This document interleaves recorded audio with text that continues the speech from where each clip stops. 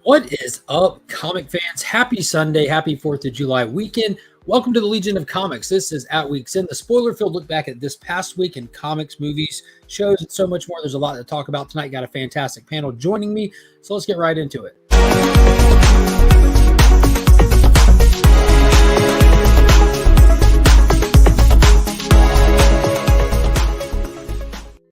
So not only is today Sunday, it's the first Sunday of July, which means tonight is the Legion Loot drawing. So we're going to see who the June winner is, the channel member of the month kind of thing, and we'll draw for the winner of the Legion Loot somewhere during the stream tonight. But a huge thank you to BTC, Big Time Collectibles, who helped make a lot of this possible, especially with that Legion Loot. Be sure to check them out at their website. Follow them on social media, all that good stuff. And a huge shout out to ABX Comics and Games, my local comic shop, also without whom I would not even be here today doing this. So huge shout outs to them. And also, if you need anything cleaned or pressed, hit up my friend Justin on Instagram. Let him know you found him via my channel and take advantage of the special deals that he runs for viewers of the channel. The link to all of those people are in the description below. So without further ado, let's bring in the crew. Hailing as usual from the next sector over, 2815 sounds close, but is light years apart, Mr. Paul Cook. Adieu. Wow, that's French. Adieu. I thought so. I thought so. How are you today? I am doing well. How are you doing, my friend? Great. I like your shirt. Thank you. I like your shirt. Having deja vu. vu. So we got him to stop milking a maple tree long enough to come join us. We're joined, of course, by Mr. T. and Nerdy. What is happening, brother? Not much. Yeah, I'm a little sappy. Little hands are sappy, so I'm not going to be touching things, including myself. But I'm here to talk, to say the least. We will definitely be talking tonight. We have one more guest, and when he's not throwing ninja stars at werewolves, you can find him at the track and field meet. And when he's not there, catch him right here, Mr. Flash by Night. What is going on? I will say myself, Beckerman and Nick's Kicks and Comics are going to be disappointed that there is no more sap from TM Nerdy. No more maple or sap. Because we all love pancakes. There's an inside joke about pancakes I don't understand, but it's there. Nicky Pancakes, yeah. Okay, there we go. I knew it existed. I didn't know the context. So toward the beginning of the show here, I'm definitely going to go ahead and show off this past month's Legion Loot, but I'm going to say hey to some people in the chat, then I'll show off what that channel member prize is for June. So first off in the chat, we had Entropy and Comics. Greetings. What is going on? We have a brand new member. Everybody celebrate. Give him a big hello. The Adventurous Joe has joined the Legion supporter tier. Definitely appreciate that, Joe. Guys, be able to check him out. He does put content up on YouTube with his hauls and McFarlane toy reviews and all kinds of cool stuff. He's been one of the lucky winners of a lot of stuff lately. So he's been getting a lot of cool prizes and that he's been unboxing and sharing with the community. Sir Timothy Nerdy is here. Oh, nice. Yeah, the first time I said that to you as actual Van Helsing, I was laughing so hard watching you laugh about that. You're like, Sir Timothy. I was trying to be cordial under that account. It worked. It worked.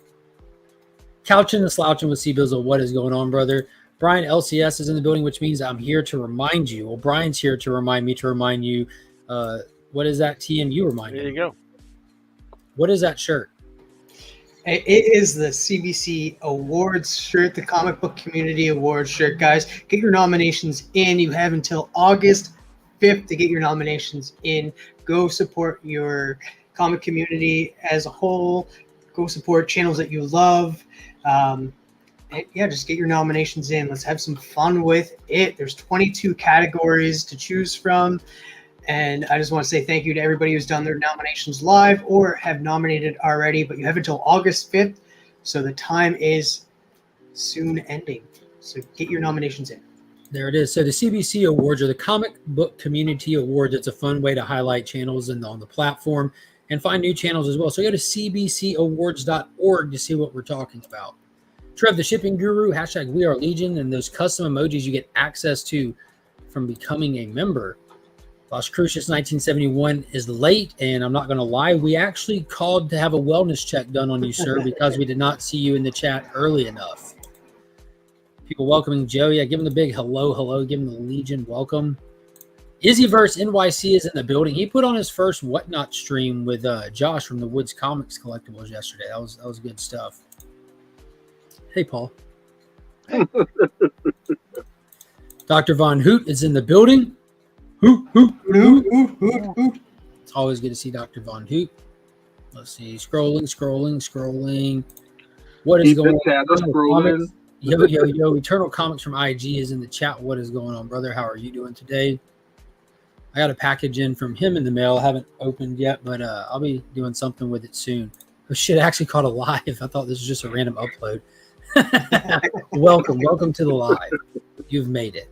You have arrived. Coco Love Chevy is in the building. All right, everyone, y'all done lost now. Coco's here. He's won more Legion loots than anybody. He's the reigning champ. All right, let's wrap this week up. We're here to do it.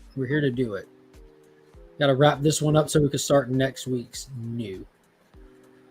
Scrolling further, I've always assumed a certain amount of stickiness when Travis is involved. You assume correct. You definitely assume correct. The man, the myth, the legend, the immortal Biggie Shack is in the chat. Ayo, what's going on, brother? Hope you're doing good today.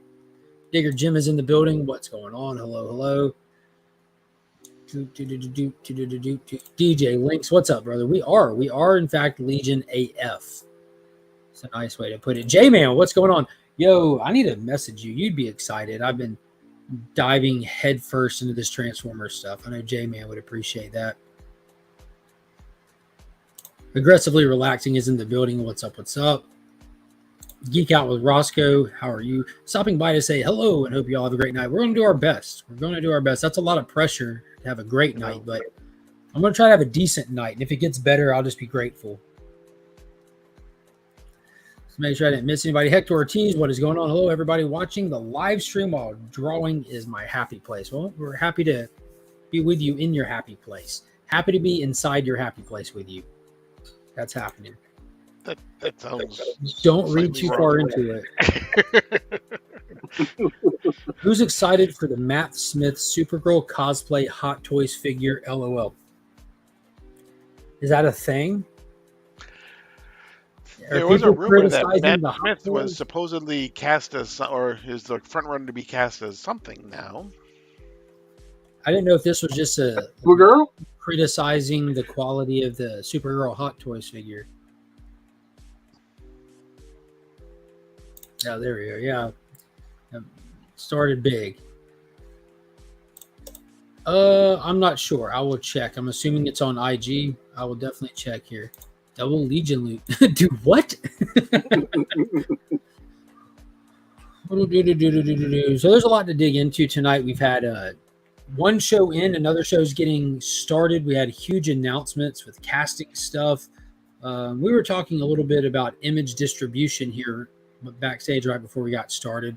So I just to go ahead and put a bow on it to go ahead and talk about it. Secret Invasion, the new Disney TV show featuring Nick Fury and kind of like a follow-up to the plot lines that were in the Captain Marvel movie those years ago. Just aired its second episode, and Sir Timothy Nerdy down here has been ecstatic to talk about it. And now he's not even present. I'm here. That is definitely sappy. I'm going to let TM Nerdy take it away and kick off the Secret Invasion talk so we can get it out of his system. TJ, you're up to speed with it, right? Yes. And in classic fashion, Paul? I'll be over here if you need me. Episode 2. What do we got? Well, it kicks off with like previously on, which is weird, and it shows us back to like the Marvels, but like just Nick Fury and Skrulls kind of like centric. And then it goes to 1997, where we see, and I'm going to say this, the CGI in the VFX, the visual effects, the de-aging of the Nick Fury and Talos was fantastic, to say the least. We have Nick Fury giving a promise to the Skrulls, and we see a young Gravik at the beginning of it, and that's why this episode's called Promises. And now I feel like we can't sympathize. Like I could sympathize with the Skrulls at first, but now what Gravik is doing, Gravik is just, he's hurt. He's a hurt little boy still, that somebody made a promise to him that didn't evolve, and he's just out for blood. He's out to like kill everybody, pretty much, and like have a war. He wants a war. He wants war. to have, yeah, war. War. So I absolutely love this episode. And then we, people are saying, like, oh, is Maria Hill coming back? No, Kobe Smulders, the girl who played Maria Hill, did make a statement that this is her retirement from the Marvel Cinematic Universe, that this will be the last draw for her. So she's actually dead. So we do have to pause for the calls. We have a super chat all the way from the UK. Dr. Von Hoot threw £2, which is like $57 US, I think. Yeah, that sounds right. But he said, saw Avatar 2. Better than the first. 3.5 hoots out of 5. I'm very excited that he finally saw it. Still blows my mind that there's people out there that haven't seen it. According to the box office numbers, they saw it. They just didn't want to admit it. But yeah, I'm glad that you enjoyed it. I absolutely loved it. See, you got a supporter here, and William, he said he thought Secret Invasion was really good so far. Same from Durs. I knew Durs was enjoying it. I know I've talked to a couple people. Yeah, I really like it for what it is. I know there are a lot of people who want it to be closer to the Secret Invasion story that happened in the comics, which was on a much bigger scale, whole lot more characters and everything. But yeah, this one only has one. I guess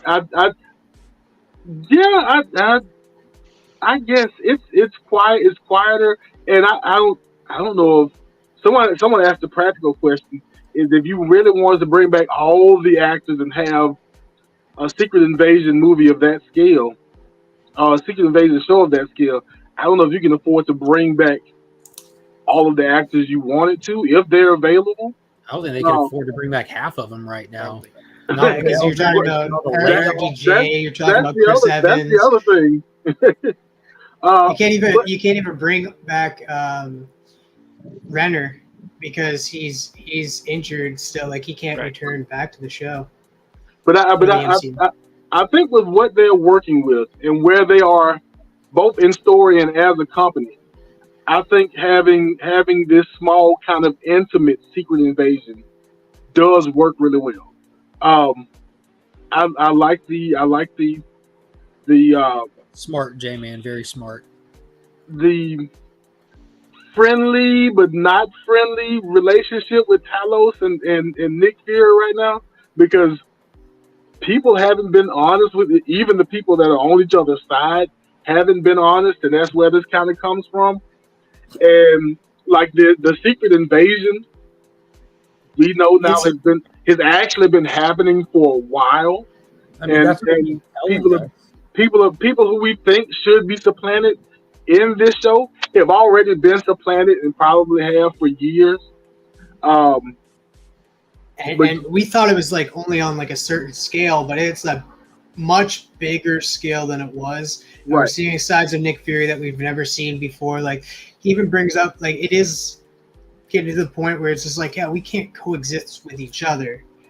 We can't have like another species come in. I love that scene in that. It's just like, yeah, I do agree with him at a point. It's just like, what if people like we freaked out when we thought the world was ending and bought a bunch of toilet paper. We don't really know if like Skrulls came to Earth and started taking over people's faces. Everyone just bury their head like ostriches. It'd be done with. If Skrulls were coming to Earth, they'd be buying a lot more toilet paper. Well, I will say for the number of UFO stories that we see come across the screen, and nobody really moves. If there were Skrulls, we probably would ignore those Skrulls until maybe until the president of the United States transforms. Until then, we may just ignore the Skrulls and pretend like they're not there. We may actually be those humans. I do gotta say that I do like the interactions, like the dialogue between these characters, like Nick Fury and Talos.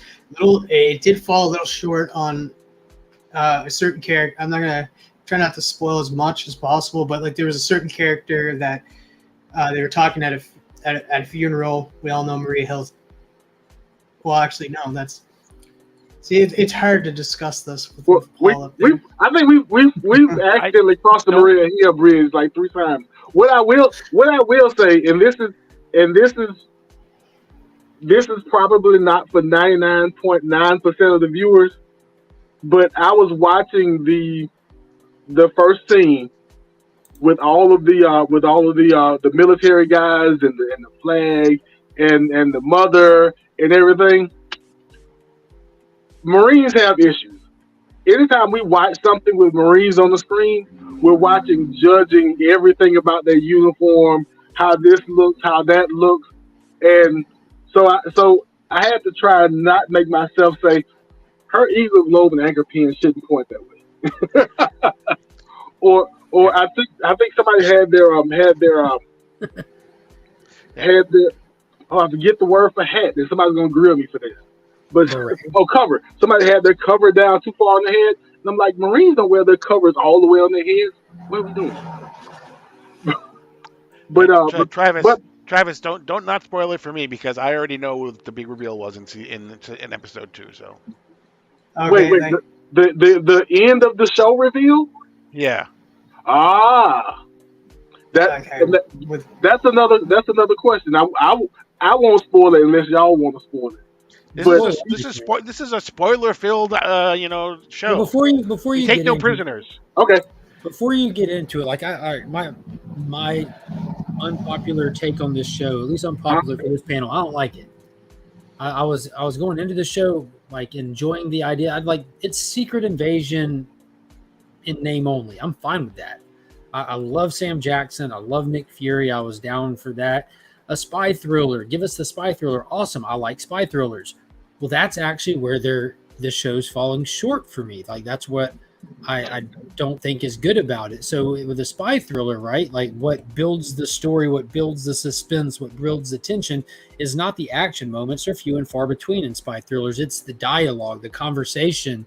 It's those moments of tension.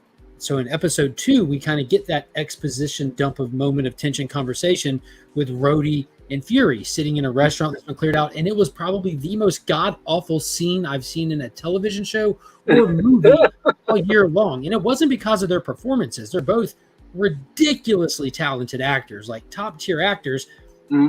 But the editing behind this made me sit there and like I caught it numerous times where like it's not a smooth conversation. It's choppy pacing. His response to what he said doesn't even line up. It's like they're talking past each other. It was just weird. The whole thing was weird. So when we're supposed to be building this moment, I'm sitting here like falling out of the show. And then the rest of it, there's the moment with the Skrulls and their council. I thought that was pretty cool because that was a good exposition dump. But we're still not really getting any sense of danger or dread. They blow some stuff up, cool. But what's the actual like unique sense of danger or threat for these Skrulls? There's thousands of us. We're everywhere. Are you though? Because Nick Fury's not worried about you so much that he said, no, don't call any of the superheroes in. If they catch wind, it'll be a whole big ordeal. No, just let them do their thing. We don't need them. Yo, you just told me that like the whole world's getting overran with hidden invaders. No, we don't need them. It's fine. We're fine. So either Nick Fury's a Skrull or it's just he's scared. Like he stated in that he's scared for them to like just like do what they did in the comics and that like they took over most of the of the superheroes and that and walk around with them and made them a threat. But I respectively disagree with you on that scene. Dare you? I absolutely love that disagree on this show. You do it disrespectfully. No. You come on this show and you have to agree to disagree. I was going to say, you do not ever say those words. TJ's gone. TJ's gone. Oh, goodness. But I absolutely love this scene, like with Don Cheadle and Nick Fury. We actually get a scene actually with these two. These two have never shared a screen together or dialogue together. You can go back and look and try to find it. I couldn't find anything. After this scene, I hope they never do again because you disgrace the moment. That was like we're getting Sting and Jericho for the first time at Forbidden Door, and they're both doing weak spots, and neither one of them get to be the ones to finish the match. Like you sold the whole thing short. You're giving us Cheadle and Jackson for the first time sharing dialogue, and you should have called Quentin Tarantino in just to write this one scene for you. Go big or go home. Give the fans. I absolutely love maybe the editing was wrong, but I felt the writing was top notch in there, and then the reveal at the end where it's kind of a little dicey too because like what? Spoil it. Just put it out there. Fury's banging a Skrull. No, exactly. No, I was just gonna say, it's just like I'm not sure what happens at the end of this scene with Rhodey and that, because I'm not sure what rank Fury has, because Fury is a spy. So how does he get fired? So that didn't make sense to me, but everything else I absolutely loved it, and I love the point where Don Cheadle's character Rhodey was just like, "Yeah, you're fired." And there's an actual scene. Well, he's not a spy like he's the head of S.H.I.E.L.D. anymore. He's working for the government building the Saber station in space. I think Saber I think belongs to the government in a closer proximity than S.H.I.E.L.D. was. Like S.H.I.E.L.D. was government, but S.H.I.E.L.D. was kind of off the books government. I think Saber is more official part of the government because Rhodey and the president were discussing him leaving Saber in the first episode. So I think Nick does work for the government in more of a capacity than he did with S.H.I.E.L.D. I also think Rhodey is a Skrull. Yeah, I think a lot of also there's a good fan theory going around that change happened in the second Iron Man film. Nobody noticed the difference, but us as an audience noticed the difference of him changing faces from Terrence Howard to Don Cheadle. Robert Downey Jr. noticed it because the first time we see Colonel James Rhodes in Iron Man 2, he's walking into the courtroom, and Robert Downey Jr.'s response to him as Tony Stark is, "Oh, wow, I didn't expect to see you." And his response to that and his first words of the movie is, "It's me. I'm here. Deal with it." And then we went on with the movie. I'm like, that was flawless. That was amazing. If that's what they say, that would be hilarious. That would be great.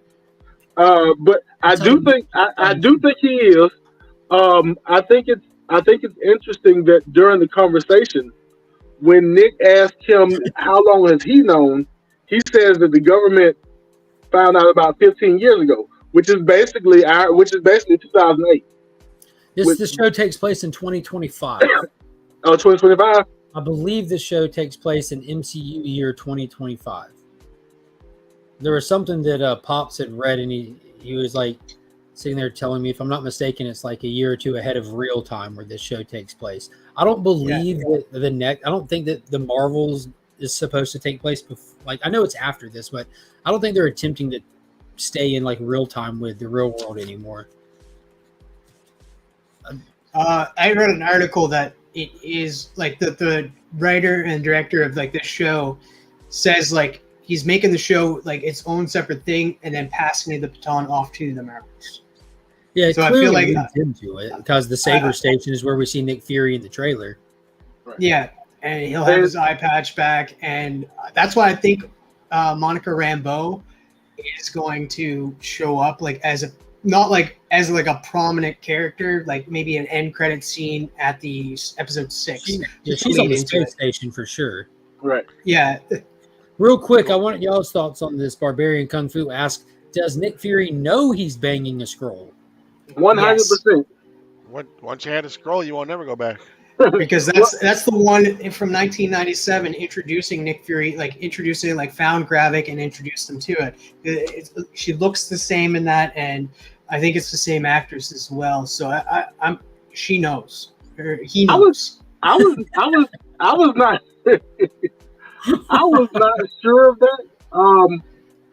I assumed that because A, he's Nick Fury, and B, because of how marriage works, like it would have come out over time by accident or whatever. Yeah, these problems.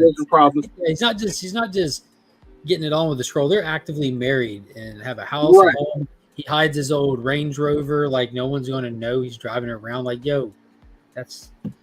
And I kind of like I almost assume that this is kind of like you know how in the Age of Ultron we found out that Hawkeye was married and he had a family and a home off the books and everything.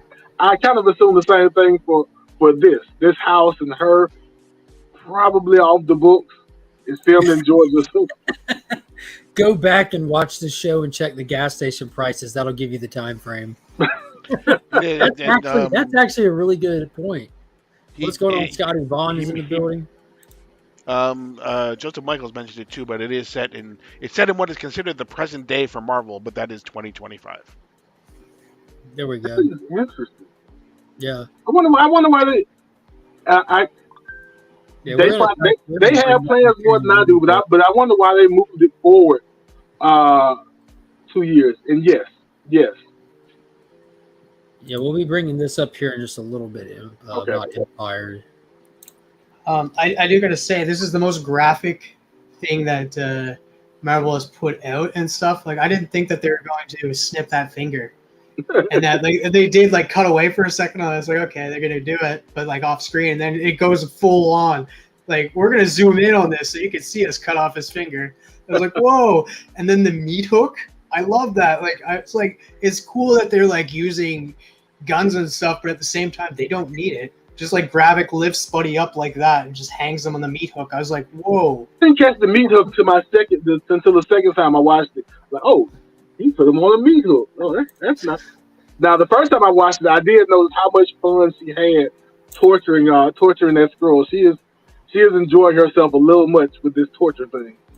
Olivia is just what's her name in the show? It's Olivia Colman's character. I think it's Sonya. I think it's Sonya something. Yeah. I absolutely love her character, and then as she comes in, it's like I don't know, if you beat your meat that hard, you might lose an eye. Like, what? Between this show and the other show we're going to talk about, there was a lot of torture on TV this week. Yeah. I give this episode a 9.0 out of 10. Holy smokes. Jeez. Yeah. I'm not the only one. Is that a Canadian 9, which is like a 4? Yeah, it is Canadian currency. All I saw on the computer screen, I'm assuming he's talking about the one that Gaia was typing on that was like from 1980 nothing. Oh. It had Groot. Yeah. Yep. Yes. That they're like, it makes sense now because we've all seen the trailers. It's not really a kind of a spoiler if you guys have not seen the trailers. Most of us have seen the trailers. Just for Secret Invasion itself, at one point we see somebody with an arm that goes out, and it's Gravik. Before the show even came out, so it makes sense that they are. Thank you. They are making Super Skrulls, and they're trying to replicate it as much as possible to the Fantastic Four. As much as possible, they didn't get in Sue Storm's power of invisibility, I don't think. But like, they have Groot, which is like they can kind of like Mr. Fantastic stretch out the arms and stuff. They had what was it? The Extremis, which would be Johnny. Probably closer to Johnny's, yeah. And then we had Obsidian's hand, which would be closer to the Thing's power. So what's the little beast thing? The little frost giant beast thing? That's the thing. That was the kind of like the throwaway, because I don't think they could have found a power just like Sue Storm's. So that was kind of like Fantastic Four? No, they're trying to get it replicated as much as possible to the comic. Is my thoughts on it. And it may be that this research, I don't know anything about the Super Skrull in Marvel, but it may be that this research pushes whoever the actual Super Skrull may be, if it's not Gravik, to become the Super Skrull and do it that way. I don't know if that's the case or not, but yeah, that's kind of what he's imitating. I also love the fact that, like, I feel like I forget her name too, but Talos's daughter, Gaia, she is working for her father one way or another, and Gravik knows, like, at that scene where he takes that guy out there and he gets that gun handed back to him, just that look that he looks up at Gaia and stuff, it just makes me like, yeah, don't betray me.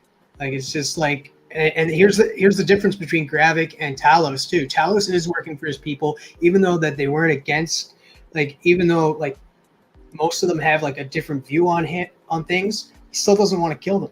Just like he said to Nick Fury in that episode, don't kill him. Like I had it handled and stuff. But Gravik, you disobey me, you're dead.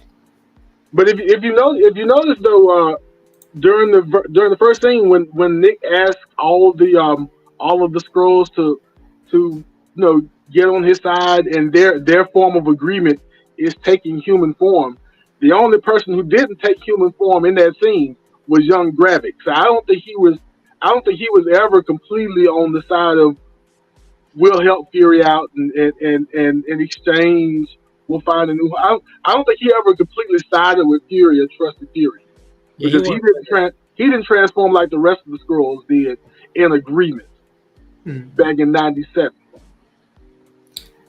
Also, I do got a question. Do they have the accents before they even changed? Like he had the accent back then too. So I wanted to the UK. I wanted to actually know. I wanted to know who were the Skrulls in that initial scene. Who were they imitating? Or whose face were they taking? They just kind of 10 of them kind of just shifted. Yeah, because they kind of set this precedent that they had like to set like this whole stage for their first shift into something. Not necessarily their first, but like when they're taking on these personas, they have these humans that had them hooked up, and they were taking their memories and their identities at the same time. I don't think they necessarily have to do that for their first shift. I think the machines are for maybe a more permanent shift. Like in the Captain Marvel movie, I think they could have like limited memory from you if they shifted into you. But if you asked them something from like more than a year ago, they wouldn't know. They kind of assume limited memory.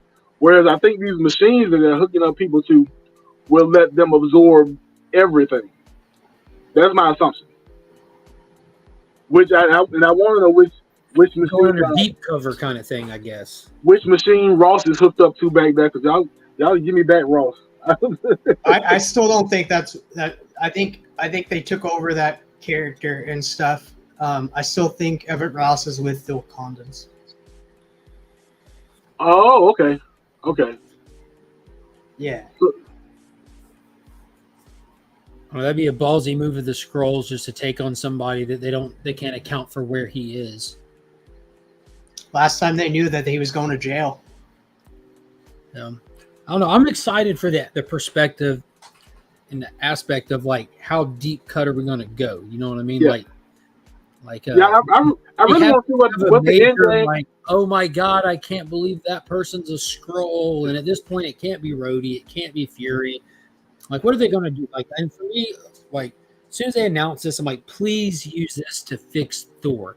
Let Ragnarok Thor, let Love and Thunder Thor, let that not be Thor. Like, that was one of the big things in Secret Invasion was like Thor was like AWOL, and like Reed Richards built like the android Thor and all that stuff. But this would be a great opportunity to fix that character. Like, that idiot that's been running around without any worthiness, still wielding that hammer. That wasn't even the real hammer. It's not even Thor. That's this Skrull over here. Thor's been building the realms. And who knows? It could be. My theory on everything that's happening is that not everything that we're watching is in the same universe. Like, I feel like Moon Knight, that was in a different universe. I think Moon Knight was fake, 100%. You were quick with that. Look! At least like once a week it comes to me. Like that show was the show was a complete from beginning to end. It was a complete Lemire show. They might not have handled it well. I'm 100% sure that the post credit scene was fake because in the little hospital, I've been dying to tell people this. In the little hospital, where there was two guys talking, and there was some coffee on the table, and one of them tipped the cup over, and then sand came out of the cup. I'm like, okay, this isn't real. So the whole thing with Jake Lockley and all that stuff at the hospital, I don't think that was real in the post credit scene. And I think the way they opened the show and ended the show with Lonely as a Man Without Love, and they basically opened and ended the show the same way. I think that the whole show was in Mark's mind, or Mark and Stevens. We'll see. And it was kind of a way to put them two together, like Lemire's run was. I think. I know it'll make some people happy if the show was completely fake. This comment to the moon, Lois, the moon, dude. Before we even get into that, there's a couple things. I said I wanted to show off what's in the Legion loot that we'll be drawing for the winter tonight. So I want to do that. Then I want to touch on one other thing, and then we'll move over to some stuff. So for those that don't know, there is a channel membership here over on the Legion. Next to your subscribe button, there's a join button. If you don't see it, you might have to use a different browser or the app. It gets tricky sometimes. They're used to. I don't know if it still does. But to do a monthly channel member of the month drawing. It's just a gift because YouTube is weird about words that you use with giving things away. So Big Time Collectibles sends the lucky winner some books, and then I fill up the difference in the box from there. So I'm going to show everybody what's in the drawing that we'll be pulling for a winner tonight. So first up, right off the bat, is John Jang exclusive from Big Time Collectibles for Miles Morales Spider-Man. This is actually the first ever John Jang published work for Marvel. And he's done a couple of different variations of this cover, one way and the other, but this one is upside down, and this was the first one. Spider-Man number 7, the first appearance of Spider-Boy, surprisingly still has traction. This character's kind of got me perplexed. They're really pushing this character. Isn't he getting a series now, like its own limited series? So he had the appearance in this, and they had the Edge of Spider-Verse giving his origin. John Jang had an amazing exclusive for that through Fan Expo that'll be coming, and now he's getting his own comic. So this guy, pun intended, is sticking around. Keeping with the Spidey vibes here, because we did go across the Spider-Verse this month. We have Venom Lethal Protector number 1, Big Time Collectible trade dress exclusive, cover art by Miko Suayan. This brand new book that I still have no clue what it's about. I have not dug into it yet, but it's X-Men Unforgiven exclusive by John Jang with this wicked, almost like X-Men and vampires type thing. And this is the Virgin one that has just this redded out cover. The trade dress has a standard color cover to it, but wicked artwork right there. Wicked. And then the last book from Big Time Collectibles is Thor number 27 with that Silver Surfer homage right there. Some more symbiote goodness. Cover art by Miko Suayan. Gorgeous stuff there. And then, of course, I threw in some more books, some recent books. Philip Kennedy Johnson just took over the Incredible Hulk, launched an Incredible issue number 1, so we had to get a wicked cover of that to put in there. Beautiful Hulk cover. I hope everyone picked up that series and they're going to give it a fair shake. Black Adam wrapped up this month, and I've been throwing one of these Black Adam Jang books in there each time they come out. So I wanted to throw one of those in there. Wonder Woman 800 dropped. We got the Ballin variant. This features the first appearance of Trinity, the new mysterious daughter of Wonder Woman. And we don't know the fathers yet, but we'll be finding out in Tom King's Wonder Woman run that kicks off right after Night Terrors. So there's a key. And because Night Thrasher number 1, featuring some 90s chromed out goodness. Big shout out to the Night Thrasher fans out there. There's a surprising high amount of them. We have a reprint of the first appearance of Spider-Gwen in Edge of Spider-Verse, Gwen Stacy. Was that issue 2? Yeah, issue 2. So you can see her first appearance. And then because Transformers came out, we have a Transformers 4-issue miniseries from IDW in there, so you can read the whole thing with that. Because Flash came out, a lot of movies recently. We have Flashpoint, the book that the movie inspired a lot from. Trade paperback, so you can read the entire thing of that. And there's more. Still more. I'm just finding out too now that that Flashpoint had a lot of one-offs. Like a story about. If you've seen the cartoon, you've seen more Flashpoint story than what's in the original 5 issues. Right. There's not much in it. So we got the hot book of the month, Void Rivals number 1, bringing Transformers into the Image fold under Skybound, kicking off the Energon universe. This is the book everybody was after right here, so I got a copy of that in there. That's the B cover, and some more shiny goodness. The first appearance of Spider-Man 2099 in issue number 1. That's actually a really clean copy too. Really clean copy. Fantastic book. I love that character. And there's more donated from Legal Burning. You know, Randy does custom pieces, commission pieces, full-time artist, certified at CGC, and he does all of his art with a wood burning tool because in response to that Disney Stan Lee documentary, I thought we'd give Jack Kirby some love. So we're throwing this Jack Kirby piece that he did in there. That's nice. It is. And because it was Disney that made me decide to go with that piece, we throw in some Disney stuff. Got looks like the Mandalorian there. Mm-hmm. And then can't let y'all go without having a slab in the mix. So for a slab, we have a book from 1978. It's got a little bit of age on it, but it is a 9.4, and that's Machine Man #1, written and drawn by Jack Kirby. So boom. I love Aaron Stack. Fantastic character I fell in love with during the Earth X series that they did back in the day. So that is also included in there. So this prize, courtesy of the people that I mentioned, is going to one lucky channel member tonight. So if you're a channel member and you're joined in the Legion tier, your name is on the wheel, and we'll say thank you and give that to one of you tonight. Spin that bad boy. Yeah, Earth X is in fact dope. You think so, TM? I think so.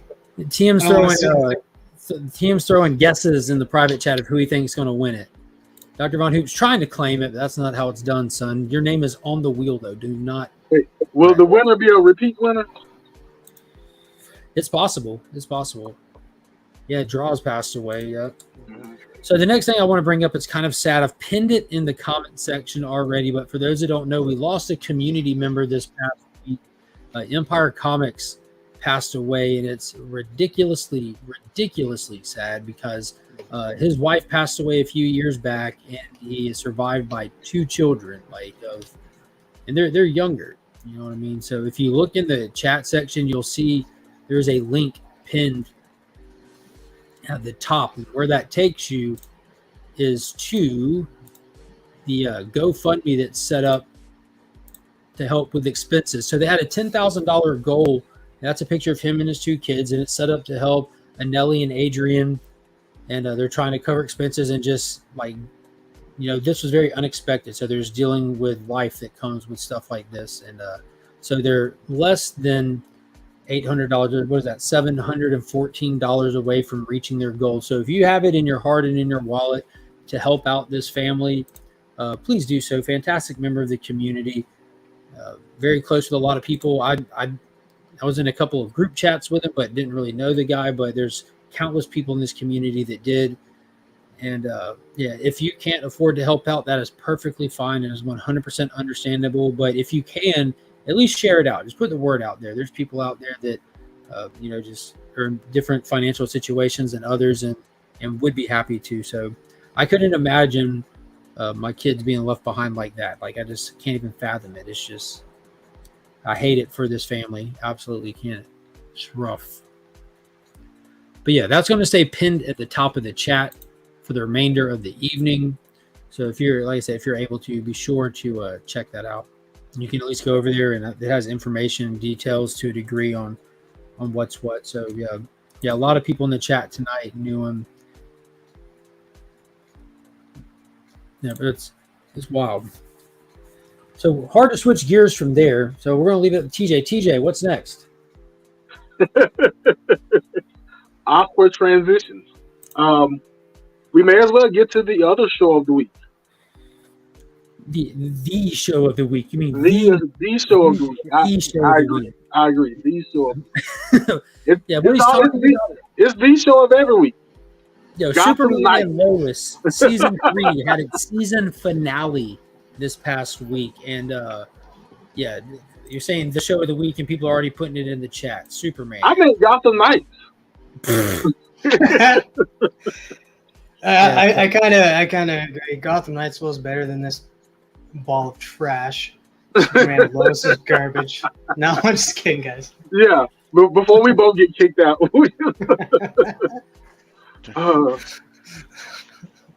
So the season finale to season 3. We were kind of worried for a while going through this season, not knowing if there was going to be the final season or not. one of the things that I was concerned about is if it is the final season, will they wrap it up or will they leave us hanging on an unresolved cliffhanger?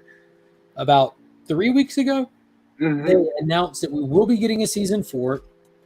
It is a condensed season. They've been 13 episodes. We'll get 10 episodes season 4, which will be the last season with a reduced cast as well. Knowing that's coming is a godsend because I can imagine having finished that series. But about 6 weeks ago, they announced that it was going to be a cliffhanger. Cliffhanger. So they announced a cliffhanger well before they announced they were going to do another season. And my thought was that they made this. They went into this knowing that they were 50-50.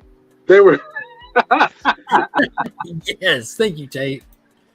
So my thought was they were 50-50 on whether or not they get a season 4 at the beginning, and they created a cliffhanger so compelling that you couldn't not have a season 4. Like after this cliffhanger that they gave us, you can't go to the CW office the next day without a season 4, without a riot happening. Yeah, there would have been pitchforks and torches. It would have been rough. What is going on, Brother John's Comics? I hope to God you're up to speed on Superman and Lois. All right, so quick recap for those that aren't following along. This season's main protagonist or antagonist was Bruno Mannheim, the leader of Intergang, and we were dealing with his far reach into the suburbs of Metropolis and the big things that he was trying to do, just kind of being the kingpin of crime in there. It was kind of a personal touch story. Lois was diagnosed with cancer in the first episode, and we've been dealing with the harsh realities that come with that. It has been a very low-key but very powerful season dealing with that stuff. We learn along the way that Bruno Mannheim's wife is actually diagnosed with cancer as well, and the motivation for the criminal activities that he's doing, including manipulating and altering Superman DNA to try to find a cure for cancer, but in the process giving people super abilities and turning them into super weapons for his crime empire. And in the last couple of episodes here, which I binge watched together, we kind of see how that all resolves up. And it's kind of a twofold back into the season here. We wrap up the Bruno Mannheim stuff, and then we take off into uncharted territory, into a stellar conclusion. But before we get into that stuff, do y'all want to touch on the way the Mannheim stuff wrapped up, dealing with Onomatopoeia / Silver Banshee and some of the big... And it actually bridged to the Luthor stuff because it was Onomatopoeia and Mannheim who basically set up Luthor and made Lois think that Luthor was the one who had committed the crime and put him in jail. And so now, was it 12, 15, whatever? 17. I don't even, 17. It was more than 10 years that he'd been in jail for this. And now he comes out and he wants his revenge on Lois and Superman. So it actually did kind of bring all the stories together again, which they've had a really good job of doing. They brought Steel or John Henry Irons' story in because his daughter and Mannheim's daughter, so they kind of were constantly bringing all the stories together and kind of connecting them, which was really kind of cool. Yeah, it's interconnected flawlessly. But big thoughts on the Bruno Mannheim wrap up with the way that was handled and stuff.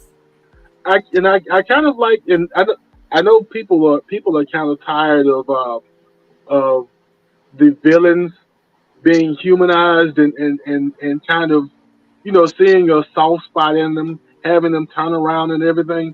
But I still like the fact that you get to see that he was a criminal, yes, but he's also a family man, and that's what's most important to him. Because when it comes down to it, the family came first, and whatever he had to sacrifice for his son and for his wife, even if that meant sacrificing other people, he did those things.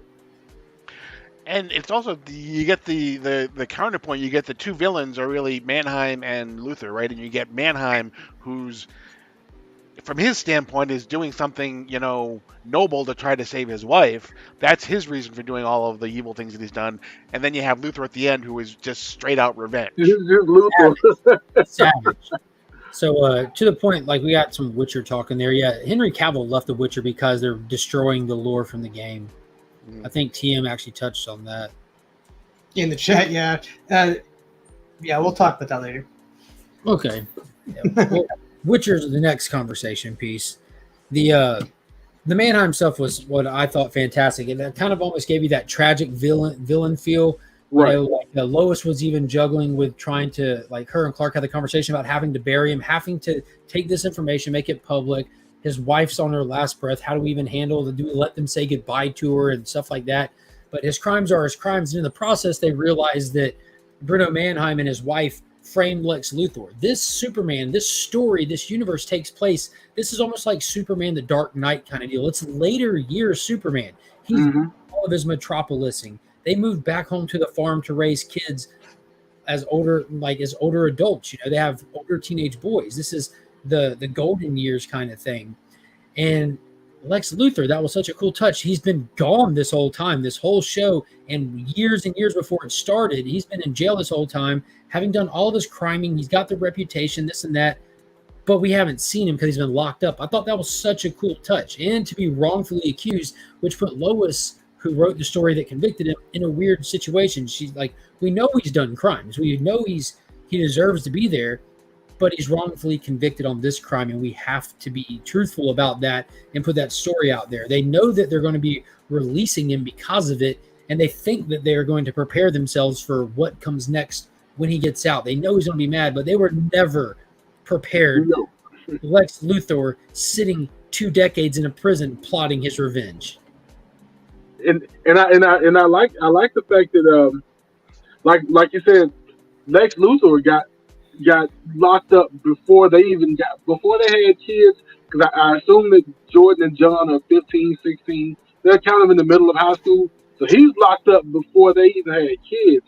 And when he shows up, he's like, yeah, the kids, blah blah blah, and you've got cancer, blah blah blah. So like he's been from prison checking in. He knows exactly everything that the kids have been doing. It sounds like he hadn't slept a day without thinking about the Kents and how I'm gonna fix them. I'm gonna fix Superman, and we're gonna do all this.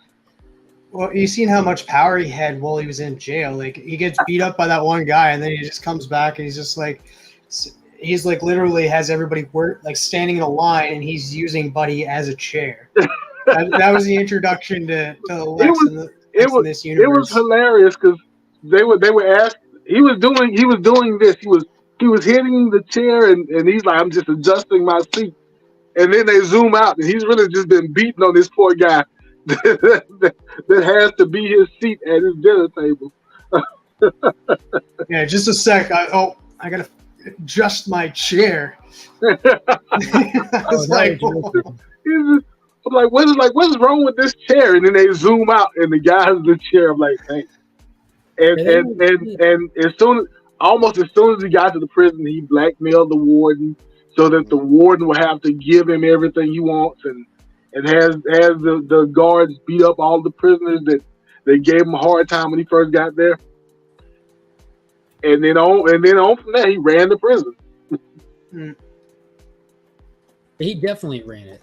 That was a pretty savage. So he establishes his dominance by kidnapping the warden's family and just going in the warden's office and handing him a phone that's ringing kind of thing and listening to his family crying for help. And then Luthor runs a prison after that. But it wasn't until he gets out of prison that we really see how sadistic, how mean, how angry this Luthor is. And this is a weird side to Luthor. I mean, like, we know Luthor's mean, but he's normally more professional about things. He keeps that business sense to him, and he puts it down just for pure savage revenge in this, because he spends the episodes that we see him in toward the end just full on 100 miles an hour going toward a plane, and we're wondering what it is. They do a callback to the previous season. We know Bizarro died, and we find out in this season when Pia is breaking out of the DO something department. I think it's the DOD. The DOD. Yeah. The DOD. You see that Bizarro is in fact alive, and where he was being held in the basement, he's just kind of down there now under the rubble. And Luthor goes and scraps him out of there. He's been tracking events in the real world the whole time he's been locked up, and he wants this super being. And when they get down there, they quickly discover this quality about Bizarro in this show. And when they killed him right there on the spot to save their own lives, he starts coming back to life. He's cracking and bones realigning, and he's he's waking back up, and Luthor realizes he can't die. And what we get is the first hint of what's to come. Because one thing this show has been great about doing, it's meshing different characters to bring us something original. They introduced us to John Henry Irons in the first season by making us think this is Lex Luthor in his power suit, when it was really John Henry Irons in a stolen power suit that becomes his steel armor. You know, we've seen this happen numerous times with Pia. The main villain in this show is a mixture of Onomatopoeia and the Silver Banshee, which is a reoccurring Superman villain. Now we're seeing the ultimate mixing of characters with this. One of the things I really liked about it and what they've done is it's a different Bizarro that you've seen too than portrayed anywhere else. This is more like a feral type of a Bizarro. Right. I mean, he's eating rats in the subway, you know. He doesn't speak in like this, you know, backwards talk like you get on other, you know, he doesn't speak at all really. He's just he's really almost like prehistoric almost, you know, type of a thing where he's, you know, it's just and I think that makes him even that more scary when he becomes Doomsday. I mean, I think what happened in my mind is that, so if he let's say he dies on Bizarro World, and he comes back and people talk to him and they can catch him up to speed, blah blah blah, but he's born again.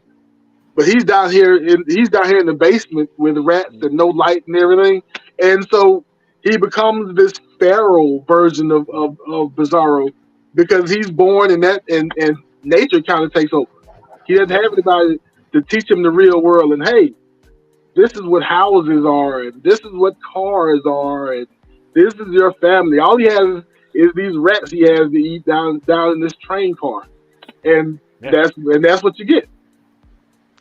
Yeah, and that's what I thought I really liked about it. And I think it made him all that more terrifying this season than he was before. And I will say, I think Digger Jim mentioned the Michael. I forget his last name. Who plays Lex Luthor? Yeah. It took me a minute. And I guess I've seen him a few times in trailers and previews. But it took me a minute to actually get adjusted to this rougher Lex Luthor that they gave us. Because like Mark said before, usually you see him professional. He's in the suit. He's clean cut. He is straightforward. You don't see much emotion out of him unless you know Superman's getting close to beating him or whatever. He hasn't been the same since Negan beat the shit out of him. Yeah. I loved him. I loved this actor in that he was one of my favorite characters on The Walking Dead, playing Abraham, and I was ticked off that they killed him off by Negan. But like, he has been in jail. What do they say? 17 years. 17 years, yeah. So, and if he was in there for 17 years plotting and stuff, and he was angry at Superman and Lois and stuff, I think he would probably get a little bit of a workout out. Right, and so he gets out, and he has like this blue jean coat and regular jeans on. He doesn't go to change into a suit. He doesn't go shave. He walks to the Kent farm. He doesn't ask for. He doesn't bum a ride. He doesn't call a cab or Uber. He asked for his driver to meet him at a certain time, which we see his driver meet him there at the Kent farm. That's right, yeah. Who is an Easter egg in himself as well, because his driver is named Otis from Superman the movie and Superman 2. That was Lex Luthor's right-hand man. He had 2 years. I thought we lost Otis to Bizarro in that opening, and I was super sad for a minute, but no, he made just it. His ear. Just his ear. Abraham Luthor, there it is. Yeah. But yeah, that was pretty cool seeing Lex's plan. When he got there, he is pissed. Like, Lois and Clark meet him outside. He's confronting Lois, telling her she will never write again. He had to deal with the consequences of her mistake. For this many years, he lost everything he loved, blah, blah, blah. I don't want to ever see pen on paper again. And that's pretty much how we kind of wrap up that episode. He does have a talking to with Superman in a similar light as well, where he pretty much tells Superman he's coming for him too, and he doesn't care. But before we get into what Lex decides to do to follow up on his threats, there was a lot going on with our cast in this at this point. We have the dynamic of Lana and Kyle, the divorced couple. We have Kyle is in a new relationship with his girlfriend, and we find out is pregnant. We have the Kent boys kind of doing good and bad in a total turn of characters with this, because Jordan is getting very careless with his powers. Him and things with his ex-girlfriend are going south. He's still kind of hung up on her, so he's trying to do whatever he can to get her attention, including showboating with his powers. So it's out to the public now that there is a Superboy. It's not labeled Superboy. He doesn't have a suit. They don't know he's related to Superman, but the fact that there's a super-powered kid in Smallville is out to the public now, which is a huge dilemma. But it's it's easy enough to find, because Kyle found out. He didn't find out exactly who it was, but he knew that somewhere in the Kent household that was a super being. Yeah, he thought it was Jonathan for a bit. Right. Right. And that moment right there was huge. So Kyle, Lana's ex-husband, who's a firefighter, is noticing all these miraculous things happening during rescue events, is on to talking to his girlfriend that runs the Gazette, who knows about Superman, who's having to play it off and everything. Yeah, go watch the show. But they keep talking to Kyle like you're crazy kind of thing. So it causes strife in their relationship when he finds out. And the way he finds out is amazing, because Lois is in trouble. She's got, I think it was the Mannheim stuff going on, right? With Pia breaking. Yeah, it was like she was in the DOD. Pia was breaking out of the DOD, Yeah. like using her sonic voice, and Clark attempts to go and leave right as Kyle shows up on the farm. And Kyle's out there wanting to talk to Jonathan, and Clark says, no, later. And Kyle does this move where he's fed up. He goes to push Kent, and he walks up and just pushes him, and he goes flying back, and Clark doesn't budge. He's planted like a redwood. Yeah, he just recoils off of him. And then Clark says, go home, Kyle. We'll talk later. And just gives him the one finger. Yeah. Like his face, he's just like, what? He left him on red because, like you said, with one finger, go home, we'll talk later. And then Clark just takes off into the air, just explodes to go take on the danger head on. I'm like, holy crap. Like, I wonder what that moment is like, to find out the person you've known for who knows how long is actually Superman. Yeah, well, he found out, he's known of Kent, but he got to know Kent when he really came back to the farm. Right. That's right. Lana's known. Yeah, Kyle probably. I cried in season 2 when he had to reveal his identity to Lana. Lana left the farm like pissed off and sad, driving, and she bends the corner and he's just floating in the road. And when she sees him, one of her first things is, why didn't you come back for me? I'm like, oh my god, that was tough. This show just hits. The writing is stellar. Did you have a second or two of Clark? Don't you do it? Don't you mess this up, Clark? Yeah. He told her. He said, "I did come back for you. You were with Kyle." I'm like, oh, this is rough. And we have Sam Lane, who is basically goes on Tinder, finds this girl. At Jordan, the grandkids are egging him on to hit the dating scene, right? Right, exactly. And so he finds this girl. There's this big meteor shower that's going to hit. That's the big setting for the ending, for the last part of the episode. There's this big meteor shower that the whole town's going to turn out for. And so he's taking his new girlfriend there, and she convinces him to run into an alley, basically. So he thinks, to make out or whatever. And little do we know that, basically the person who's been hired by Lex Luthor, he gets tased. And then he gets kidnapped, which brings Superman to where he needs to be. So I usually don't catch this stuff, but I had a beat on her the beginning of the episode. Like, I wonder, now that I know that Luthor's out and Luthor's planning something, I spent the whole episode wondering, I wonder if she up to this. I wonder if she knows Luthor. I didn't until they went to that alleyway. The alleyway. When she asked Sam not to go back and see his granddaughter at the little event, that kind of cemented that she was up to something when she told him not to go back and sit with the family or whatever. But I kind of wondered about her like the whole episode. And like I said, 99% of the time I just sit there and I let it come to me. But just this keep one, in mind, she worked for Luther. Luther, who was in jail, watching the Lanes and the Kents closely for years. He had this woman on standby on Tinder, just waiting for the day this man starts dating again. You know what I mean? Like, just that's your job. Just be on your Tinder. job is to be on Tinder. Swipe right if you see this man. Swipe left, and when you see Lane, swipe right. How old is Tinder? For however long Tinder's been a thing. I've been Now, hitched before Tinder, luckily. Like her age though, I'm wondering, like, did they give her like a name? Like, do we know who she is? Like, kind of thinking like maybe Eve. It's Tessenbacher. That's what I thought too, because she's like blonde in that too. Like, It's Tessenbacher. I think she has a name. I think Sam called her whatever her name is, but I assume her name? I assume that name is fake. Yeah, I'm assuming that name. I think it is Eve Tessenbacher. So while all this drama is going on with all of our supporting cast and everything, as well as John Henry Irons kind of hitting off his relationship with Lana, he gets called in from the DOD finally to be on as more than a consultant, be on as an actual job. He's established his home here on this earth as his earth, and it's going to require him to move to Metropolis. So right as we see the dynamic of the household of Lana going a little bit more smoothly and just her personal life, it looks like there's going to be a monkey wrench thrown into that. They're just kicking things off, which was pretty cool to see.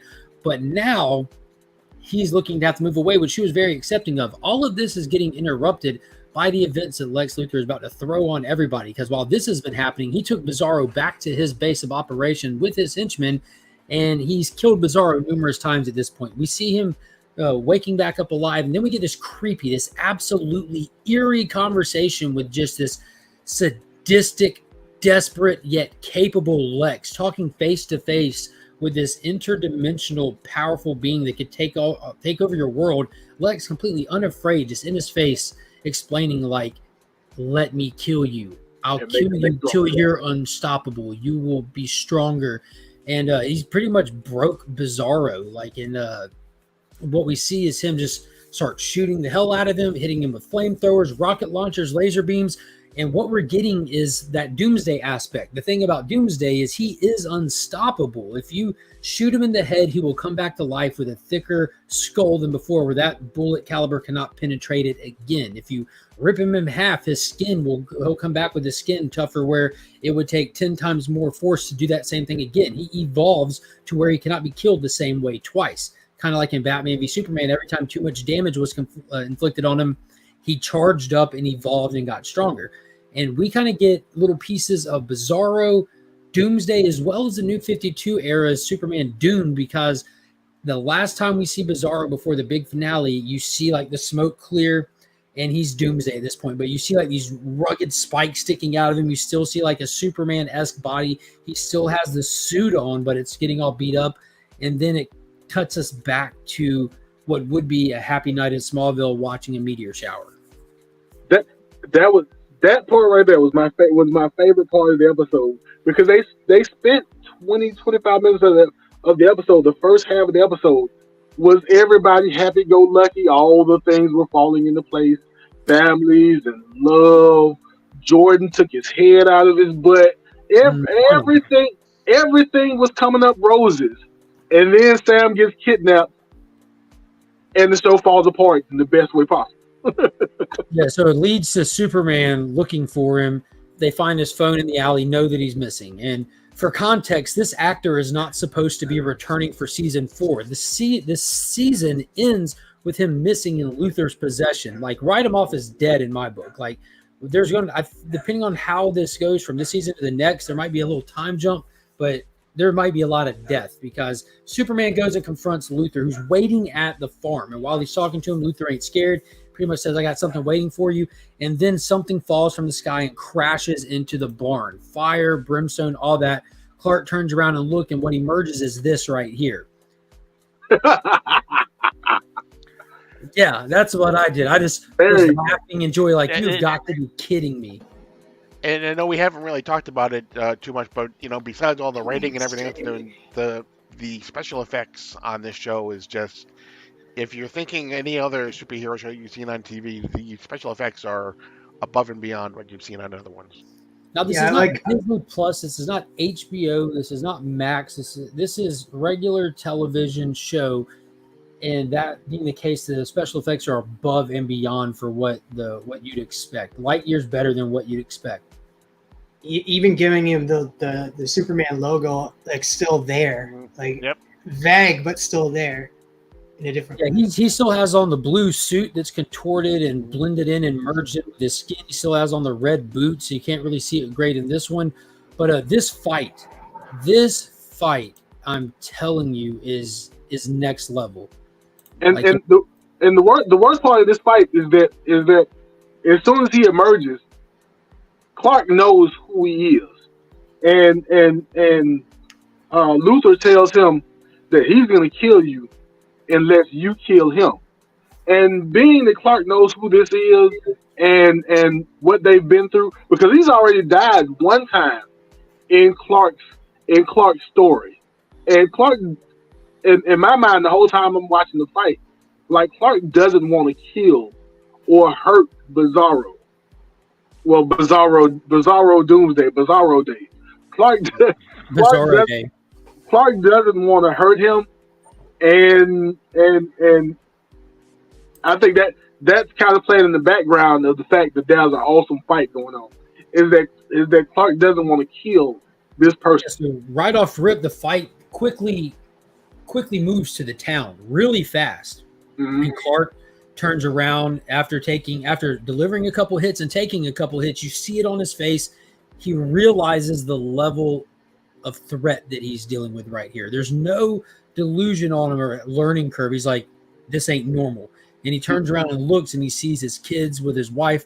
And you see Jordan like on the ready, and he does exactly that. He's like, no. And he just hits. He just goes and he gets him out of there. Like, takes him up into the air. They're fighting. They end up in Metropolis, and he quickly spots, like, after freezing him, he takes him up in the air. They go into the water. He freezes him, and Doomsday's fighting his way out of the block of ice. He carries him to Metropolis, and he finds a building with a spike on the top, and he plants him on it. Just impales him straight through the chest on the spike, and then he lands kind of tuckered out from the fight, looking at the civilians around him, and he's kind of taking that breath of fresh air. Then he hears a heartbeat. Yeah, and that goes back to what I said a couple of minutes ago. I don't think that Superman, under any other circumstances, would have wanted to impale him on this steeple, but he knew exactly. By then he knew exactly the level of power he was dealing with, and he wasn't going to just be able to pitter patter around. So he had to try and end it, even though he probably didn't want to. Yeah, like the whole there's always a better way thing. That's what people complained about Henry Cavill snapping Zod's neck. People forget that Christopher Reeve killed Zod in Superman 2 in both cuts of the movie. Like, sometimes there are people that will not allow you to have a better way. You know what I'm saying? Right. That's just the reality of certain situations in this fictional storytelling. This is one of those situations. But having impaled him, he wakes back up, and we see him crack and wake up, and then he breaks the pyre and flies off of it. Now we're seeing Doomsday fly for the first time, and Superman's just bewildered. And we get this iconic moment, like Superman flying up, Doomsday coming down. Like, those moments like go back to Spider-Man 2, Man of Steel, and Doomsday just trucks him, catches him, goes down, subway fight, and this is where it gets savage. You see how actually savage it is with the camera angles, how erratic it is, and he's violent. He's not like, I'm going to punch you. No, he's thrashing him. He's beating on him. There's this beautiful shot where they're charging each other, and Doomsday comes up with an uppercut, and his hand sparks off the rail. Uppercut. Yeah, he hits him with that Hadouken. Just sends him on. But he eventually, like Superman's like down and out, and he wakes up enough to realize like this isn't going to work. So he just snatches him up again, and they fight through the air, through space, punching each other, and land on the moon. And this is where we get to our big finale, because they're a mile apart, staring each other down. Doomsday gets up, screams, and then he just grabs spikes off of his own shoulder, and he's holding spikes and just charges Superman, and Superman barrels at him. And that's actually how the show ends, with this shot right here. Season finale shot. and it cuts off. And you can kind of see the red boots right there. You see the reverse S on his chest of Doomsday. Mm-hmm. It was just absolutely no holds barred. I have watched this finale 3 times from start to finish. Like, not just for the fight scene, just the whole thing. Like the Luther performance, just it was nuts. This is by far the best, well-rounded, all-around superhero show I can remember watching. Period. Now, here's a question I had, and I was wondering, and I've asked a couple of people, and they tell me that it's because Doomsday flew up towards the sun with Clark. But did Clark die? When? Did Clark die and come back to life? In this show? Yes. No, I think he was very, very deeply hurt. Like, he didn't die because he was still, as they were flying up, and that, yes, he was getting better by the sun's, like, because like off the moon, and that the sun goes off the moon, but he was also getting that boost back, but also thinking of all of the loved ones he wants to protect in that. So he wasn't completely dead, but he was like on the brink of like being dead. Saw the montage, and so when I saw the family montage, it's over. I knew that sooner or later was going to happen. He's dead. But so the reason why I asked is because during the fight, sometime as they were leaving Earth, Jordan said that he couldn't hear his dad's heartbeat. And then the first thing, once the montage happens, the first thing they show is Superman's hands kind of moving. Kind of in the same way they show the crackle with Doomsday whenever he comes back to life.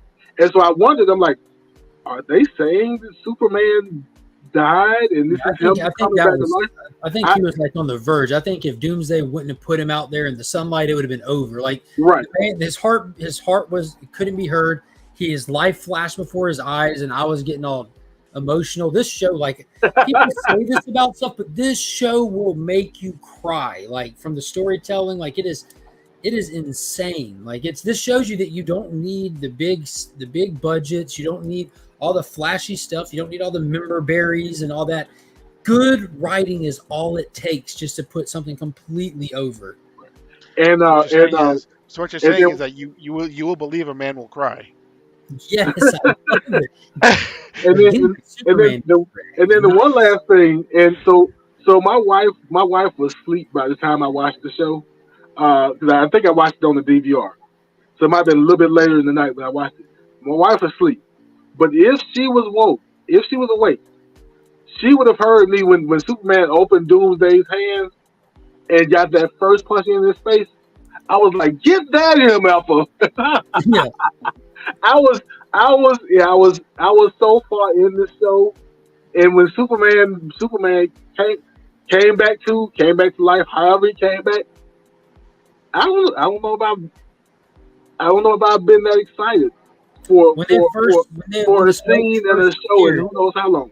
Yeah, when the smoke first cleared and we saw Bizarro with the spikes coming off of him, and it like took me straight to Superman Doomed, and I was watching it by myself, but I'm talking out loud to nobody. Like, you've got to be effing kidding me. You're kidding me right now. And then when they first showed it on my hands on my head, I'm like, are you serious? Like, I was in complete disbelief. But to House of L's point, like we mentioned earlier, this was seeded back in season 2 when they first introduced Bizarro. He rolled up on the scene wearing Doomsday's containment suit that's featured right here on Man of Steel issue 18. Full circle. Yeah, shout out to the Snyder fans out there. Okay, canceling D+ and getting Max. If y'all don't hear from me for a while, it means I like Superman and Lois. Well, we don't expect to hear from you for months. Yeah, we'll see you in 2024. Plus all the DC animated stuff that they have too. It's like you could be on there forever. I'll be honest with y'all, especially since they merged and did the whole Max upgrade. And yes, it is an upgrade. It's a huge upgrade. That's pretty much the only streaming service I watch unless I peel over to somewhere else just to catch up with Secret Invasion, to talk about it with you guys, or over to Netflix to watch Extraction 2 when I get a minute, because that's Hemsworth's best franchise ever, like, period. I need to watch those two. I haven't watched 1 or 2 yet. I need to watch those. All I gotta say, the Max come to Canada, you cowards. Bouncing back out for spoilers. I really like the different take on Lex Luthor. Yeah, everything about this show is different take. It's all familiar, true to like the spirit of what they're doing, but they do it in a way that it's not repetitive. Superman's been going since 1938. How can you do anything original? Watch this. Watch this. And I know we've kind of touched about it, but the big elephant in the room is that the only people that we know that are coming back next season are Superman, Lois, Jonathan, Jordan, and Lex.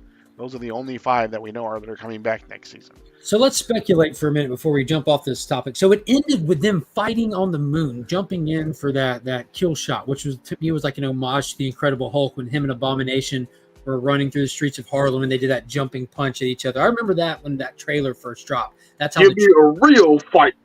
Yeah. Yes. But do y'all think that it's going to pick up right there with the fight on the moon? Do you think they're going to sell a short and be like on the other end of the fight? Do you think there'll be a time jump after the fight? Like, my thought is just some context. I think we're going to see the fight play out in the first episode, cause mayhem and destruction everywhere. And I think people are going to be lost along the way through the rubble kind of thing. You know, like, go ahead. Oh, I think there is going to be a time jump, and I do agree that they're going to show the episode, like the fight, but it's going to be like talking about it. Like we're going to see the outcome of like time has passed and stuff, and then they're going to be like thinking of it, and we see flashbacks to the actual fight. And I already think like John Henry Irons is not going to show back up because he was stated that he was leaving to Metropolis in this episode, and I feel like Lana is going to follow him, even though she's the mayor. She's the mayor, but I think she's going to follow him to Metropolis. It would be good for the character of Sarah too, like how they've been played Sarah out and everything, and especially with the conversation when the two parents though divorced, they co-parent amazingly together to the best of your ability in that situation. How Kyle sat down with her and explained his shortcomings through his life and his troubled years, and how he sees some familiarity with what she's going through, and wanted just to share that advice that if he had somebody to share this with him, maybe it would have been different for him. So he's hoping it could be different for her. So something like that fresh start somewhere new, it wouldn't necessarily be bad for Sarah. That's another one of the aspects of the show. She deals with depression and anxiety and all kinds of real world problems. It's just amazing. Esteban, my man, what is happening? How are you today? Go watch Superman and Lois. You're catching up at the tail end here of the season finale wrap-up review. Oh, Pops has a good... So maybe what they do in the first episode is they have 3 cameras, and then in the second episode they have 2 cameras, and then in the third episode they have just 1 camera. Yeah, for those that don't know, that is an actual Death of Superman reference, the way that the 4-issue Doomsday fight went. You know, the first issue of the fight, there was 4 panels on every page. And by the time you get to the second issue, there's a third issue, 2 panels on every single page, 2 panel pages. And the final issue of Superman versus Doomsday in the original book are page splashes on every page that built the fight bigger and bigger through the whole thing till you finally get to the final page, which is actually a gatefold 3-page fold out of him falling back dead in Lois's arms. It was amazing. I have that trade around here somewhere. I've read it once or twice, but I never noticed that. I'm going to have to go back and read it again. TJ, Esteban's happy to see you on the stream for the first time. What is going on, Esteban? Thank you very much. One other thing I didn't want to forget, too, was about this season was the new Jonathan. Never even noticed. It was, like, seamless. Oh, he was great. Like, I think this actor fit the script perfectly for this, dealing with, what was her name? Candace, wasn't it? Like that storyline and everything. That was great. I like how he was like the level-headed one now, like learning from your mistakes. Like that was we're going from one Jonathan going into a mistake and getting in trouble to switching actors right on a turn of a character. So it actually played in perfectly because coming out the other end, you know, he's walking on eggshells to make sure he's not messing up anymore, that his actions show his parents and his loved ones that I did learn, you know, like when his dad confronted him about Jordan's been drinking. He goes, I haven't been drinking. I'm not touching nothing since I learned my mistake with the kryptonite stuff. Like Can I have the keys to my truck back? 100%. I've literally said these words to my dad last night. I said the fight action choreography in Extraction 1 is second to none. It's literally better than John Wick, and I love John Wick. But okay, we're gonna do that as soon as we get off the stream. I'm gonna go pop in Extraction. I haven't watched, like I said, I haven't watched either one yet. Message me when you hit the 1 hour mark on the head. Like, just message me. Like, yeah, cool. So okay, all right, we'll do that. But it took me an episode or two to get used to the new John. But the show itself does such a great job that by like episode 3, I'm used to this John, and he's there, and the story is just flowing. It's just going out. Y'all ever think you'd see Clark Kent run a man out of town?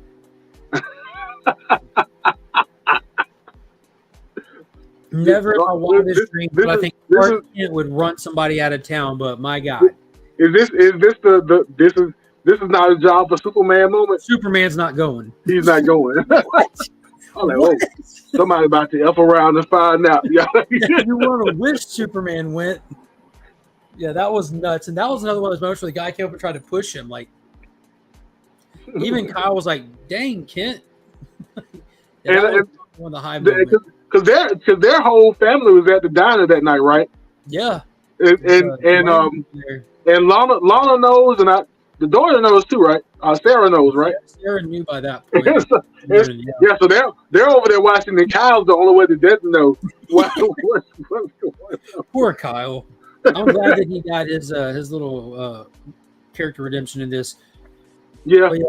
Any final thoughts on Superman and Lois season 3, or the show up until this point as a whole? Keeps getting better. It does. Yeah. I just really have my fingers crossed for season 4 because of all the cost cutting that they've done. I really hope that they don't take away a lot of the things that have made it what it is in the first 3 seasons. Who knows? Like they could take the budget from this year and use some of those fight scenes. They could have already filmed those fight scenes and edited them for next year. And that's how a lot of these CW shows would go. They would film the finale, which is the final episode and first episode of the next season, typically all the way back to Smallville. Like, I always go back to the tornado in season 1, right? Like then the tornado interrupts season 1 finale, the whatever, and you had to pick it up the first episode of season 2. Flash would do the same thing. Right. So maybe that's already filmed. And even if like they reduce the budget after this season, I think we'd still be in a decent area. You know, the first half of the season wasn't budget heavy too much. You know, it was so personal. And I think the writers and the directors and all of the people behind the scenes, I think are as important as the actors themselves. And as long as they stay on and they keep on track, I'm sure they'll give us they'll make lemonade out of lemons. One way or another. That's just my optimism. I think they'll come up with something for us. And I know that most of the actors aren't coming back full time. Most of the full time actors aren't coming back. I'm assuming that they may be able to get them in every once in a while when they're needed. Certain actors and certain characters. Hopefully they're not gone for good. You know, if that makes sense. They gotta, like Lane's kidnapped. They gotta do something. They gotta do something. Right. Yeah. We'll have to stick around and find out. That's your second stick around this, so DJ's gonna pop up in a minute. It's absolutely intentional. So I guess the easy segue from here is this week we had the new casting, right? James Gunn officially announced that Mr. Cornsweat. Mm-hmm. That's a funny name. Is that how it's pronounced? Cornsweat? Cornsweat. CORNEN sweat, right? Something like that. Cornsweat. Okay. I'm not familiar with the actor. I'm not familiar with the actress. I believe that I heard that she's been in some things that I've seen before. Beautiful Creatures, something like that. This movie, there was like like riding on the Twilight hype back in the day, but about witches instead of vampires. I actually liked the movie. I thought it was. Yeah, I liked it too. Yeah, David Cornsweat, who kind of does look a little bit like Henry Cavill. People have been noticing that. I'm okay with. I don't know these two characters. Cornsweat. You're telling know me she looks like Henry Cavill? A lot of people say that. Even Henry younger, Cavill says that. Like a younger Henry Cavill. That Henry, I'm trying to see it. Like, I don't know. Maybe it's the square jaw, the blue eyes, the fabulous hairline. I'm just not seeing Cavill at all when I see that. I'm okay. I'm okay with it either way. But I mean, I could see it. I don't like. He does look a lot like Henry Cavill, but I think what people are forgetting that they're trying to cast Superman. Right? You're looking for a Superman look. So, Cavill got it because he has a Superman look. Well, that was my point. Was that if he looks like Henry Cavill, it means that they did a good job of casting Henry Cavill. Yeah. We need someone to play the role of Henry Cavill as Superman, please. Look. Taylor Winder's right. The only thing I know, like she was from, was the marvelous Miss Maisel. Right. That's what I've heard. Miss Maisel. What is going on, Flash Ray? All right, Big Nosh, you have a good night, brother. I appreciate you hopping in always. Yeah, Taylor said she was Miss Maisel on the Amazon Prime show. Yeah, there was something else. Like, I think she was like in a supporting cat. Like, was she in Westworld at all? Was that what I heard someone say, or she just looked like the Westworld girl? Oh, I don't know. Yeah, it was. She wasn't the Westworld girl. I know that. I think it's more about the ability to play Clark than Superman. I'll be honest with you guys, and I heard TJ say this previously. He put out a post on IG the day that these announcements went out, or the next day. He's like, everyone's over here talking about the new casting for Clark and Lois, but we've had the perfect Clark and Lois for 3 seasons now. And that was a 100% true statement. And he took it a step farther. I can't picture my Superman without a 5 o'clock shadow anymore. Yeah. I need my Superman a little scruffy now. I'm past clean shaven Clark. I need Clark a little scruffy.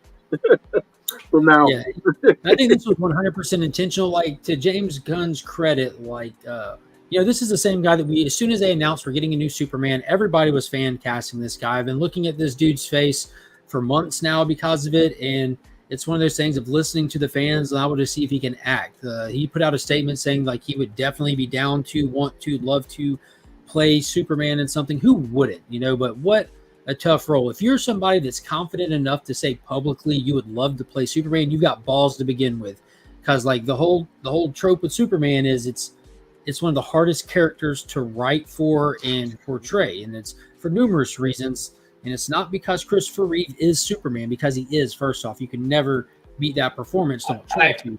The thing I also heard he lives in all of our heads. Superman is recognizable to children before they can even really get talking. Like, everyone has like a mind's eye of what Superman should be. He's that iconic, and that's just gonna be tough. I heard too that Corn Swab. Corn Swab for the win. He apparently there was like a thing where he said like 4 years ago he would like to play the role of Superman. It gave his take of like how he would portray it, and it is actually lining up with how James Gunn is going to write the character and stuff. So I like how that it's lining up with both of them. Like, James Gunn's vision is the same as the way that this actor wants to. I'm not going to say his name again. This actor wants. Corn Sweat. But we also have the 3 actors up for the role for Lex Luthor. We got 2 Skarsgårds, Bill and Alexander, and then what's his name that played Beast in the X-Men franchise? Nicholas Hoult. Nicholas Hoult. So those 3. So we got 2 Skarsgårds. Who was also up for Clark as well. Yeah, I want Alexander Skarsgård as Lex Luthor. That dude, he played Tarzan. He played in Battleship. He played in True Blood. I love that guy as an actor. He's awesome. He played like a villain in I forget who he played, but he played in the remake of The Stand. He also played a pretty good business savvy guy that was out for blood in the last season of Succession, which was really good. And everybody's like, well, he's too tall and stuff. It's like all 3 of those actors are tall. That's what you want. Like all 3 of them, like I think Alexander's 6'4", Bill is 6'3", and Nicholas Hoult is 6'3". And then we got Sweaty Corn is 6'4" as well. Yeah. So now, like, I want Alexander Skarsgård because I can picture him like I watched True Blood and just that cold delivery, that monotone delivery, that like you're not going to get me. I'm responding, but you can't read emotion when you don't want to. He can do that. Now then, picture like this tall dude. in a battle suit. We have not gotten Lex in a battle suit ever. Or the start of the suit at all. Like, we need to get a little bit of a suit. And also, it'd be really cool to see a Lex playing a Lex. Because Alexander and Alexander. I didn't even think of that. Yeah, good connection there. But yeah, my vote's for Alexander Skarsgård, 110%. Like, I don't know if y'all saw the Tarzan movie with him in it, but I mean, that was just a fantastic movie. I just recently, I'd never seen it before. I recently saw it maybe like a month or two ago. It was pretty good. Yeah, dude, there's numerous moments of like that final run when he finally charges the whole like dock and everything. It just doesn't stop. Like, they got Jane, he's coming for Jane. He starts in the jungle, comes down the hill, through the entire town, across the dock, and never slows down until he gets there. Like, just tears the whole town up. I'm like, okay then. Like, I loved it. Anything with Christoph Waltz is always pretty good as well. Great cast in that movie. Jaimin Hanzu was in it. That was cool. John Cryer on Supergirl. No, that's the dude from Two Men and a Baby. Two and a Half Men. He did have a Lex suit though. He did have a suit. I didn't mind his role as Lex Luthor, and that he portrayed a decent Lex Luthor in my opinion. What got me is I didn't follow all that, but I did watch Crisis. So like, I'm like, we're getting Brandon Roth as Superman back. They're doing Kingdom Come. I'm so excited. And then they're like, you know what? We're just going to erase him out of the book, and I'm going to be Lex Luthor in his place instead. I'm like, this is the worst. Yeah, I can see how that would upset you and put you off. And I got 2.5 Men. But if you watch Supergirl and watch his portrayal of Lex Luthor, you're like, I like this guy. Like, he surprised me. I didn't like when he was cast, but then watching it, I was like, damn. Yeah, Godzilla versus Kong. He was awesome in Godzilla versus Kong. He was like our main human running around. The Northman, there's another one he absolutely crushed it in that. I meant to watch that long time ago. I haven't watched that yet. Yeah, that's maybe I could just stay up all night and binge all these recommendations. The Northman that's some next level stuff. You got to watch that when you're awake, because it was Edgar Wright. It's one of his movies, so it's visual storytelling with minimal dialogue, and the finale to that is something. It was intense. That was a damn good movie. Christoph Waltz would be a great Lex Luthor, but he was already Blofeld. And Bloodlovsky from Green Hornet. That movie, it grew on me. Seth Rogen's Green Hornet. So if we don't get a SAG, I think they're waiting till January or July 30th to see if there's going to be, if there's going to do an actor strike. I wonder if they're going to, I feel like that's why James Gunn announced who Superman and Lois was going to be, because you can't announce it there. But when are we going to get the announcement for Lex? Will it be at the con, or do you think he'll just announce it just like he did with Superman and Lois? Most of the places are not really having anything in Hall H like they've done in the past. The only thing that HBO Max is doing is they're doing stuff on their animated stuff that's already done and in the can. So, to answer this question real quick, who's ready for Night Terrors? Myself and Paul are, and if you subscribe to Sector 2815, the video is already queued up and set to release tomorrow at 10 a.m. Night Terrors officially starts July 4th in comic shops everywhere that don't hold your book hostage till Wednesdays. And we will dive into it to have you ready for it right there. So be sure to subscribe to Sector 2815. Are you guys gonna? I'm still on the fence about this. Are you guys gonna check out Night Terror's Joker book? Yes. We will be reading everything, much to Mark's chagrin. All of it. That grin doesn't look very sure right now. Yeah, I was hanging out at ABX this afternoon. The kids are hanging out with my mom, visiting with my grandma and stuff, and my wife's at work, so I went up and just hung out with Paul at ABX, and I was looking at all the books that are coming out, trying to get myself hyped up. There's some cool covers. I'll tell you right now, there's some really, really cool covers. There's going to be a couple they missed the boat on Jang. Yeah, this is his specialty right here. We do have one Superman. I think it's Night Terror Superman #2 that Jang has cover for, but they should have had him do the whole damn thing.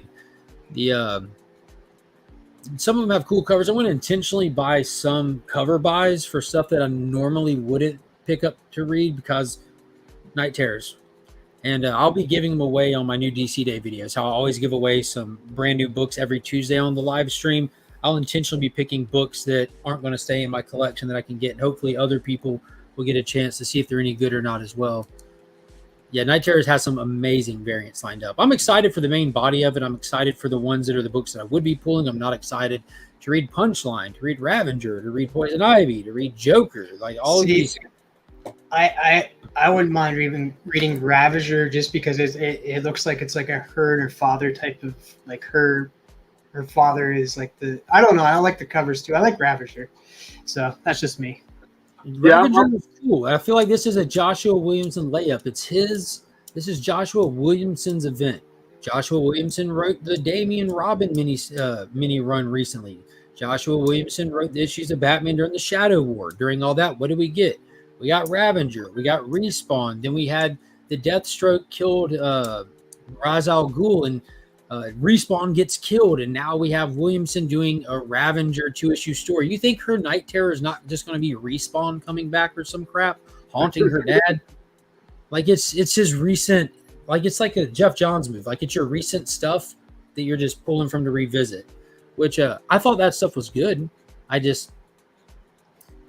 They should have just kept with the ongoing titles. If you're going to interrupt the ongoing titles, just stick with them. We didn't need to overbloat it. Like, I like her just fine. I just wouldn't be reading it otherwise. So I'm being petty right now. Being real petty. I'm blaming Paul for all of this. If we're being honest. I'm not interested in the Joker one because it looks like it's boring. Like that cover alone. It's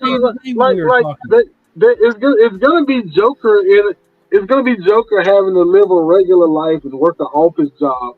I'm just interested to see what's terrifying about that, and whoever the writer is, what they're gonna try to put into it to make Joker living a regular life interesting. Yeah, that's true. I don't know. It's terrifying for the character, but not for us, I feel. Hey, enough about Night Terrors. Jumping back to movies, did you guys see the report on Indiana Jones and the disappearing box office? Yeah, it absolutely flopped, but people are running to social media to say this movie made less than Flash. But Here we are. Less than Flash. Here we are. Mm-hmm. Yep. And if I'm not mistaken, the fan reaction to it for the people who have gone, the movies are just really, really funky right now. The trend continues. People saw The Little Mermaid, liked it, but not enough people saw it. People saw Transformers and loved it.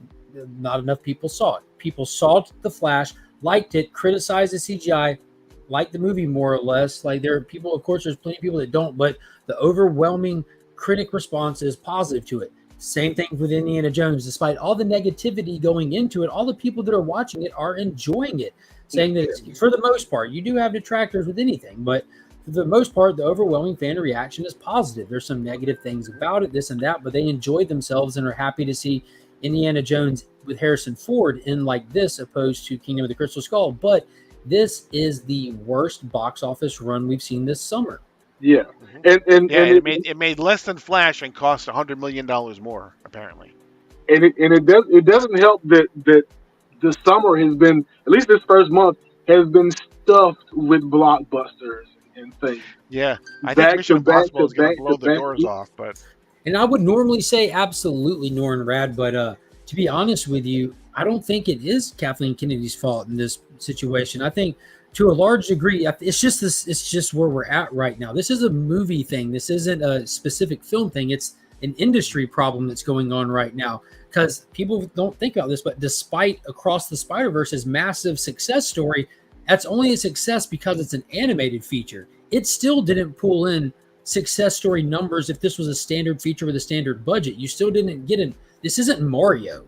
Mario is an actual success story by any stretch of the imagination. I'm watching the Spider-Verse numbers. I think they're at 580 worldwide right now. They're 580 million, and then I have to think what is Mario? Mario's at least over $1 billion. Oh, well over $1 billion. Well over $1 billion. Top Gun. What did Top Gun do? $1 billion, $2 billion? Over $1 billion. That's where all the money. Everybody blew their money. Everybody blew their movie budget earlier in the year, and now we don't have movie money. That's what it is. See, what's happened, and I feel the same way. Like, for one, people aren't going to block the theater to see stuff. I'm still seeing countless people say, I'll wait for streaming. And because of that, it's creating this perpetuated problem here where people are just fine with watching at home. They're going to lose theaters and then complain about not having them anymore when no one was going to see them. Like, Flash comes out on digital release July 18th. Transformers Rise of the Beast comes out on digital release in 9 days. Granted, Transformers is an anomaly. That franchise is ridiculously healthy, and they considered what they made a success, and with those numbers, greenlit the next 3. Because it also doesn't help that there's some movies, like in my city here, because we have a small movie theater, there's some movies that don't even come here. Like Oppenheimer's not coming here. Mm-hmm. And Oppenheimer and there's a bunch of movies that but we're getting Barbie, which I think is going to be a hit. Not gonna lie, I think it's going to be a flop. Hit. It'll flop. To Esteban, I think it'll be good, but it'll flop. The Flash movie was supposedly dumped by 1,500 theaters this weekend. So. Mm-hmm. The next movie that will be a financial success is going to be Mission Impossible. And it's not because of the U.S. The U.S., we're terrible at this point. We cannot rely on U.S. And just being serious, that's the nature of this country. For whatever reason, the lockdown absolutely ruined theaters here. It's going to take the next generation of kids to get older to want to go kind of thing that just find value in seeing something in a way you can't experience it at home. Because I don't know if the next generation, because the next generation of kids are more impatient, are more apt to stay at home. I think that's what's going. Because is the key though. If you're impatient, you're not going to wait for it to come home. But all these people are pirating that are okay with watching these low grade versions on your handheld device or on your laptop. How are you okay with experiencing a film for the first time like that? That just blows my mind. I railed on spoilers for 2 weeks straight because after I left Transformers, I went on to social media, on the TikTok, like that night, and I saw like two good spoilers for Transformers, the opening night. Same thing for the Flash. I saw all of the stuff from the Flash an hour after I saw it in the movie theater. I'm like, this is. I've seen people streaming whole movies on TikTok from their movie theater. I'm like, this is how people are watching movies. That's one of the reasons. Leaked on Twitter for over 5 hours and got over like 1.5 million views. Yep, and I was reading a report that said that the Flash would have done better financially if they just had have done it streaming and put it on HBO Max. Save the gate money and the release money. Yeah. Save the advertising, all that stuff. Because the theater has to get their part and yeah. I don't know what to say. You can partially blame it on some movies, and some movies weren't great and everything. But I blame it on Esteban, because despite what he says in this comment, Esteban, I'm sure, pirates all of his movies, and to add to that, he cuts them on burned CDs and sells them at your local gas station. If you want movies direct to disc the day after release, see Esteban. Wasn't he the guy selling the Pam and Tommy sex tape for bootlegs back in the day? Was selling Pam and Tommy VHSs back in the day. Esteban don't play. Yeah, Esteban has been found out. Someone pointed out that, I think it was DBH that said it, that quick to streaming is definitely hurting them, but they're doing that to save money. The damage is already done. And if they can rush to streaming, they're piggybacking on the advertisement that they've already pulled out for the theatrical run. It's just crazy. That's something I would be interested in whether or not the streaming the streaming numbers and streaming revenue may balance out some of the losses. Like maybe maybe what we see in the box office and the way we're doing the numbers, maybe it's different in the offices. It's worse in the offices. It's worse. It's worse in the offices. No, in all sincerity, because Yeah. this is what people don't think about when they're just looking at the basic box office numbers. They're looking at a budget and they're looking at a total gross. Well, the way that actually works is hypothetically, budget is $200 million. Double it for marketing. $400 million movie. Now you have to take into consideration reshoots that aren't reported in initial budgets. Now you have to take into consideration any kind of contract and deals you have with your actors, cast, or crew. So that's even higher at that point. Then you have to take into consideration, this is what hurts. When you look at the total gross, the movie made $700 million, but a $200 million movie just got conflated to actually $500 million. Well, we're $200 million in the green. No, you're not, because of the box. Like, you got to cut the box in half. On average, you're looking at half on the box. So 700 at the box office, you're really looking at about 350 to 400 in the bank. So now you went from 200 in the green to 100 million lost in reality. So that's the actual hard numbers that people are like, oh, the movie succeeded. It did 700 and it only cost 250 to make. No, that movie actually lost the money because they managed their money poorly with the budget and with the marketing and with all the actor contracts. They got comfortable and thought that superhero movies were layups, which they were, until we hit that lockdown and until we got to post-Endgame, until people quit trusting DC as a brand. You know, despite people negatively responding to Man of Steel or Batman vs. Superman, you know what was crazy? They were still showing up to see it when it was Zack Snyder telling the story. Like, hate him, like him, whatever. People were still showing up in that day. Suicide Squad killed it. People hated it. They still showed up. All of those movies in that era crushed at the box office despite the vocal negativity. So, like, just things have changed. That lockdown absolutely killed it. Post-Endgame has killed it. New era DC people aren't even trying with. It's absolutely crazy. And this is a government discussion because I work for the state of Alabama, and we were having a discussion in a class about how slowly it takes government and probably in this case big studios and big corporations to turn the ship and make the turn into the other direction and right things.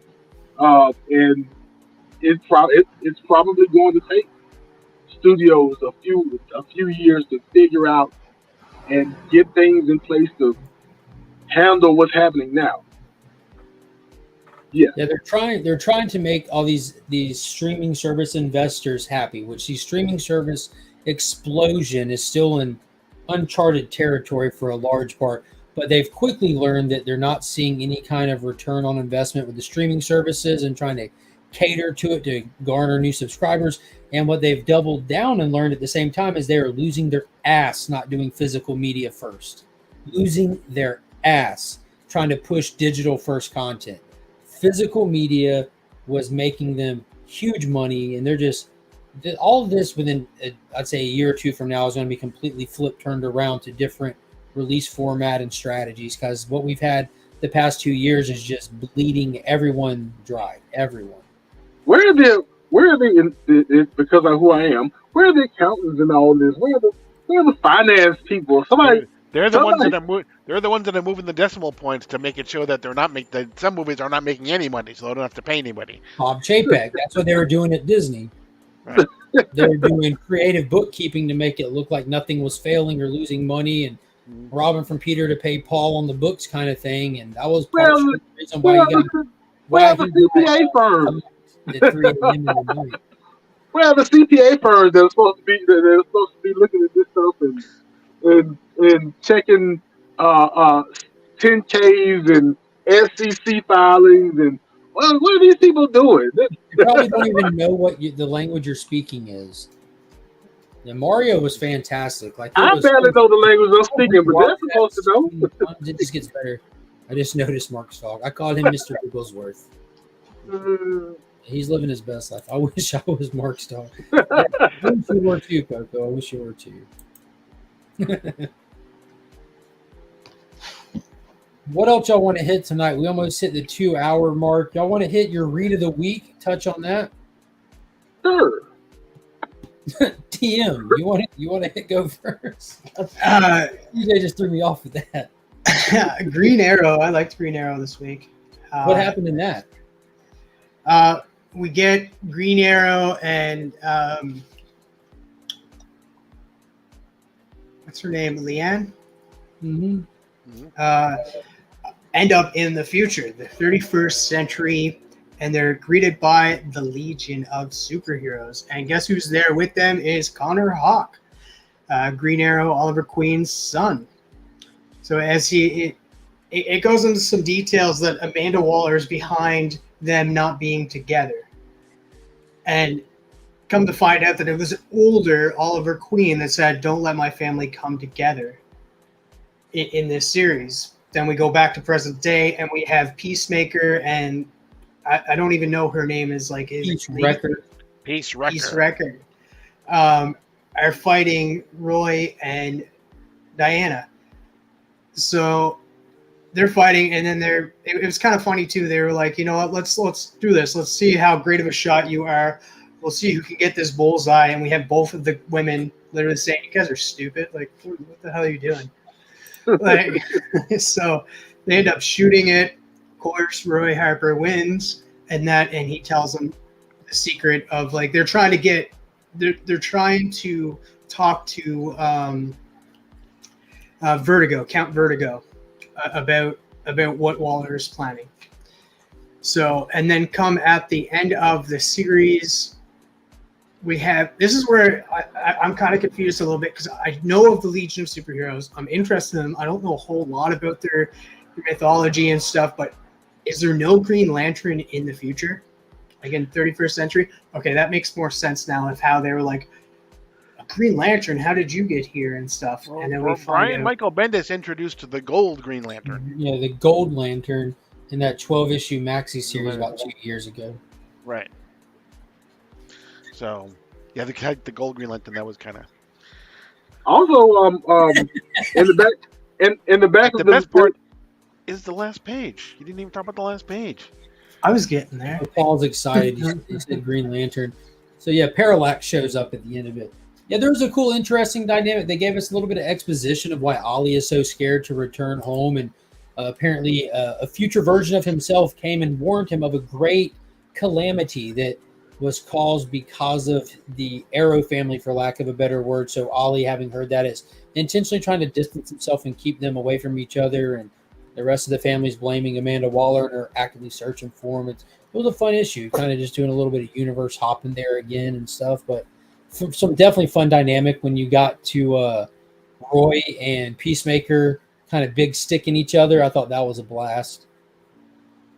He really is living his best life. He was watching fireworks out the window too. Yeah, so the next issue is Parallax versus Green Arrow, Oliver Queen.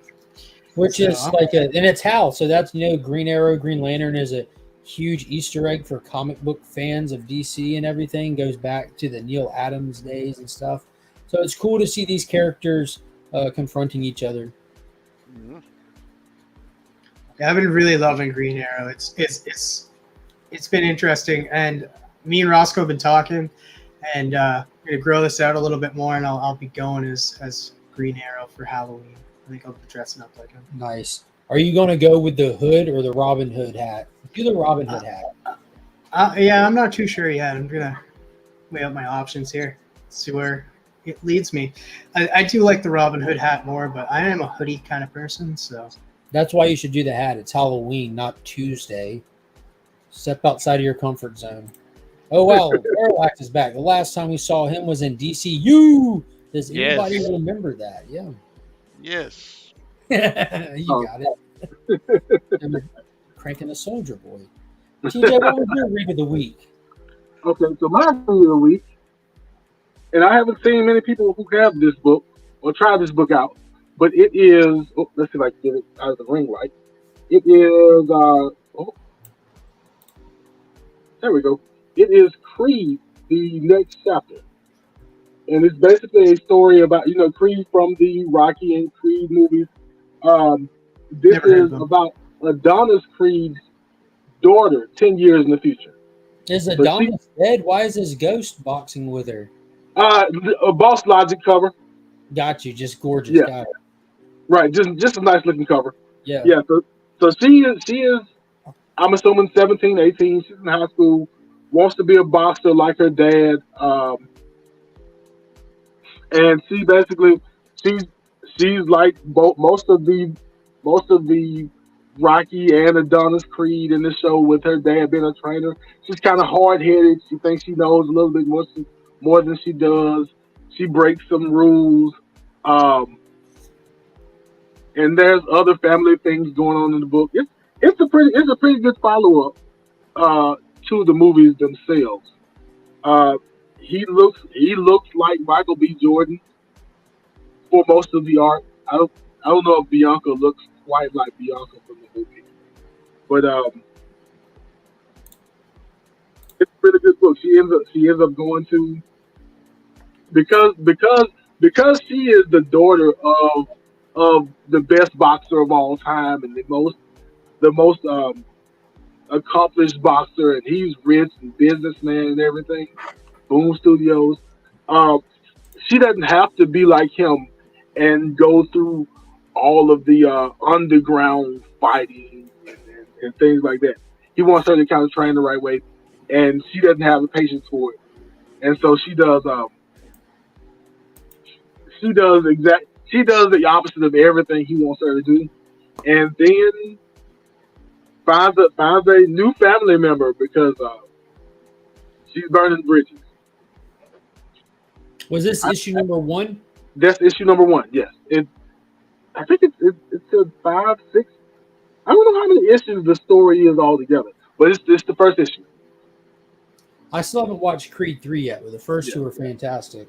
And you know his daughter is deaf, and so one thing they do is when they sign in the book, when they're doing sign language, instead of the speech bubble pointing to people's heads or their mouths, the speech bubbles point to people's hands as they're signing. That's really cool. Yeah, I don't want to give away too many spoilers in case somebody wants to read it, but This is a cool spoiler show. I know. You know how bad I am about spoilers. They're like against my human nature almost. We're not. Don't think of it as spoiling. Think of it as trying to sell people on it. Okay. Why should we pick up Creed issue 1 from Boom Studios? I'll stop rattling. 30-second pitch. She is Adonis Creed's daughter. She wants to box. She thinks it's in her blood. It's been in her blood. She's good, but she thinks she's better than she is. She goes to an underground fight club to find out. He finds out she went to an underground fight club and tries to ground her.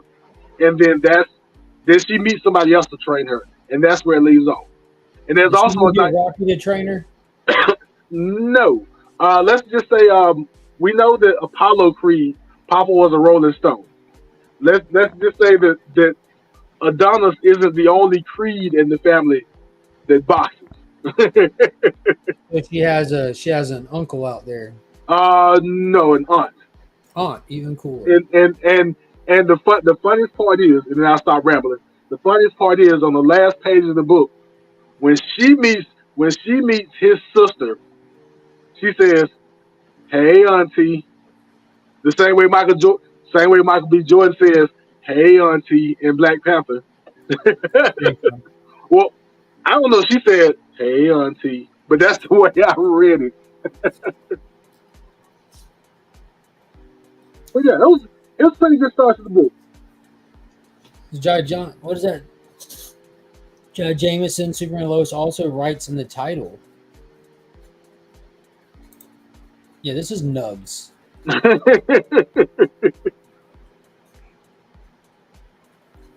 He's just hanging out.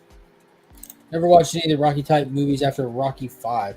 Yeah, they get good again after Rocky 5 because you get Rocky Balboa, which was just heartbreaking but really good. Didn't they do one more Rocky after that? After Rocky Balboa? Did they do another Rocky after Rocky Balboa? I thought that was the last Rocky. Yeah, that's Josh Jameson. I didn't know But who that was. the Creed movies are really good. Yeah, I haven't I seen watched the first one yet. I watched his reality show. That was kind of fun. It's one he does with I his want. Yeah, daughters. I want to check that out sometime. I feel like it may be. It may be a. Well, I feel like all reality shows are kind of staged, but it looks like it may be kind of a little overly staged. I don't know, but I'll check it out sometime. Good night, Mike. I'll if you win the Legion loot, I'm going to keep it a secret. All right, Paul. Read of the week. What you got? Action Comics. Number Boom, issue 1056. 1056. Yes. Just a quick 5-second thing is basically the fight between Hank Henshaw and Clark come to an end. Metallo is basically, you want to believe he's kind of reformed. Is he reformed though? You know, we're led to believe that he is reformed by the end of the issue. But the thing that was most impressive about, I thought, Action Comics 1056 is the first story actually ends with Mark's two favorite words from this week, and that is this September. Because that means there's 2 months that we're not going to have anything in here. So I actually like the books that end, at least end on a breaking point. Like Flash ended at 800, and so now the next time you see Flash, it'll be a completely different story. I kind of like books like Green Lantern and Green Arrow that are just starting. Like they're breaking up a complete story for Night Terrors.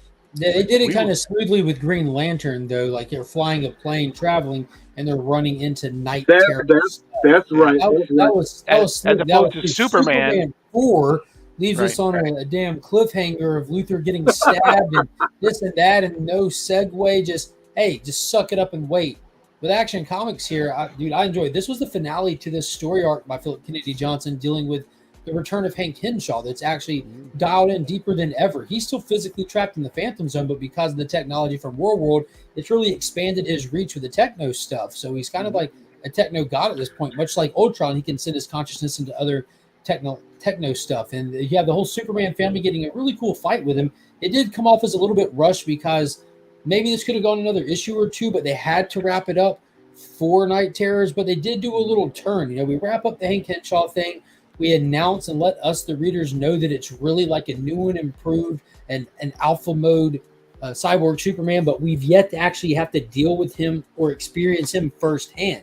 We're just dealing with the reaches of his abilities, tapping into other stuff, which I thought was really interesting, because one cool thing about Philip Kennedy Johnson's current run is that it's kind of like the show where it's familiar, reoccurring characters, but done in a new light with a new level of threat to them. Also happening with Williamson's run as well, with Dr. Farm juicing up all of his villains and stuff. It's kind of the running theme with Superman books right now, but it really does work, especially bringing in new readers and old readers and keeping them all happy at the same time. But I thought it was a little rushed, and they got us to the point where we know that we're going to be leaving on the finale of this story arc and coming back in September, dealing with the Blue Earth group association, almost like an anti-Superman coalition, pretty much. It really wants the power in the hands of the people, not the Kryptonians, which plays well for what's going on in the other super title, Steelworks, where John Henry Irons kind of has the same creed. Like, the superheroes are here to help you, but you should feel like we're an asset, not a necessity. Y'all should have more capability. The technology is there. I'm going to bring it to Metropolis, to the infrastructure, so every time someone throws a haymaker, a building doesn't collapse on you, kind of thing. So there's a lot of connecting threads for all the Superman titles, which is pretty dope. So I'm interested to see what they do when they return after this Night Terrors thing, and see what they do with this the blue team group, the blue Earth group. So we'll see where it goes. And the second, the Steelwork story, which was the last story, was also pretty good as well. And so was the Lois and Clark story in the middle there, with Jonathan still captive and Clark now being forced to kind of help the ruler there of that planet. So, Jonathan Kent trying to get word out to his father, like by Right. like making a rhythm on that, and then we're not sure at the end if he got it out to him or not because she cut off his air supply. Yep. correct. You got him in the red light room. Mhm. And we kind of saw what her plans were, right? She wants to use Superman pretty much as a muscle to get her way to dictator over her people, right? Mhm. Yeah, there's a lot of content inside of the pages of Action Comics. It's really fun stuff. It's consistent. It's good. Beautiful covers, dynamic storytelling. It's fun. There's a lot of content in it, though. So, like I said, this one felt a little bit rushed, but that's on the editors just as much as it's on the writer in this case. Y'all poorly planned an event at the front end of Dawn of DC. That was not smart. Mhm. So, my read of the week. Yeah, it's tough. Tough. Ghost Rider 15. I'm going to go with that. Detective Comics was good this week. The Riddler was eerie as hell. So I'm just going to change up the pace. And Ghost Rider issue number 15, another arc finale. We've found out why Danny Ketchum's back, why he was terrorizing different cities. Johnny Blaze and Talia Warroad are on the warpath to go get to him, to rescue him. It's pretty much a research think tank, government funded. This doctor that's behind it all has been siphoning the spirit from Danny and promised, like, if you work with me, I'll get it out of you. So he did, but he didn't know her intent. She lost her brother to demonic possession years ago, and she wants to go to hell and recover his spirit. So she needs the hellfire inside of a Ghost Rider to get down there. She built a machine that she can walk around in kind of like a mech, and she fires it up with the spirit that was in Danny. But unfortunately, when you've been tethered to the rider for so long, you cannot live without him. He's like a vital organ. And so they catch up. Danny's dead on the ground. Ghost Rider fires up and goes into hell and to go recover his spirit. Before she can ever even make it to her brother, the rider rejects her and just leaves her containment suit and stuff and leaves her to fend for herself in hell without any protection. And she finds her brother. And in fact, he kills her violently as soon as he sees her. And it's a rough run. And Ghost Rider sees Danny's spirit. The spirit wants back with Danny as much as Danny needs him. Like I said, they work in tandem. They are one. And Johnny gets a hold of the spirit. It comes willingly. And having two of them in him, he kind of juices up to almost like a cosmic thing. Like he's got extra spikes, like thicked out jaw, just everything. And he brings the spirit back through the portal and delivers it back to Danny. Danny's alive and kicking. And now we'll be off to the next story from here. But the Ghost Rider run that Benjamin Percy has been writing has been fantastic. Y'all know I don't give away credit for free, especially to the House of Mouse. But between Punisher and Ghost Rider and Hulk, now that Philip Kennedy Johnson's back on it, or on the title, three solid Marvel recommendations from me. Bjorn Barons is doing the A covers, which are gorgeous. Cale New was doing them before that. So if you want to go back and pick up this run, it's definitely well worth it. You get about 2 issue slump at about issue number 6 or 7, but you get right past that and right back into the crazy good, kind of Immortal Hulk episodic vibes with this. It's really good. Yeah, Southpaw Brad said it himself. Ultimate Invasion as well. He enjoyed that one. I know there's a few people I heard review it and liked it. Beckerman read it and he did not like it. I don't know. Any of y'all read Ultimate Invasion from last week? I've got it on the pile. I have not read it yet. Hearing good things, but also, can we really take Beckerman's advice? He likes New Warriors. I'll let you take that up with Beckerman. I was going to say, You're only saying that because he's already gone to bed. It's a Hickman book, so I have no faith in Hickman. I'm not going to go read his stuff. He absolutely destroyed the modern X-Men, in my opinion. Again, that's on the editors just as much as it is on the writers. It just, he's never done anything that makes me think, oh, let me go pick up his stuff. There's certain writers that I'll swear by, and I'll go pick up their stuff because they're on it, knowing that I should be in for a good ride. He's not one of them, and especially, again, with Marvel. I actually tried to jump into his run ways back and just, it was unreadable for a jumping in point. If you weren't there from the start, I don't understand how anybody jumps into X-Men at this point. Yeah. If X-Men felt like you had to be all in X-Men in my brain. You had that be 100% in the powers of X and was it Powers and House and Powers of X, and I started to get into one of the X-Men books, and then there are like 4 or 5 other ones, and like my brain won't let me just read one. Like there's like 10 to 15 X titles a month. A lot of them running as random minis, like trying to figure out where to place them and stuff. It just makes zero sense. But my brain tells me that if I'm reading X-Men, then when this Legion of X, which I heard was pretty good, when Legion of X comes out, if I don't read it, I'm gonna miss something. And when X Force and X Factor come out, I'm gonna miss something, and I can't. And Exiles and Extends and there's X everything. And I'm all for like things, like 2 years on or 3 years on paying off that you read 2 years ago, but all the stuff in between has to be good too for me to care about that. I don't think, as far as I know, Hickman didn't intend to extend his X-Men story this long.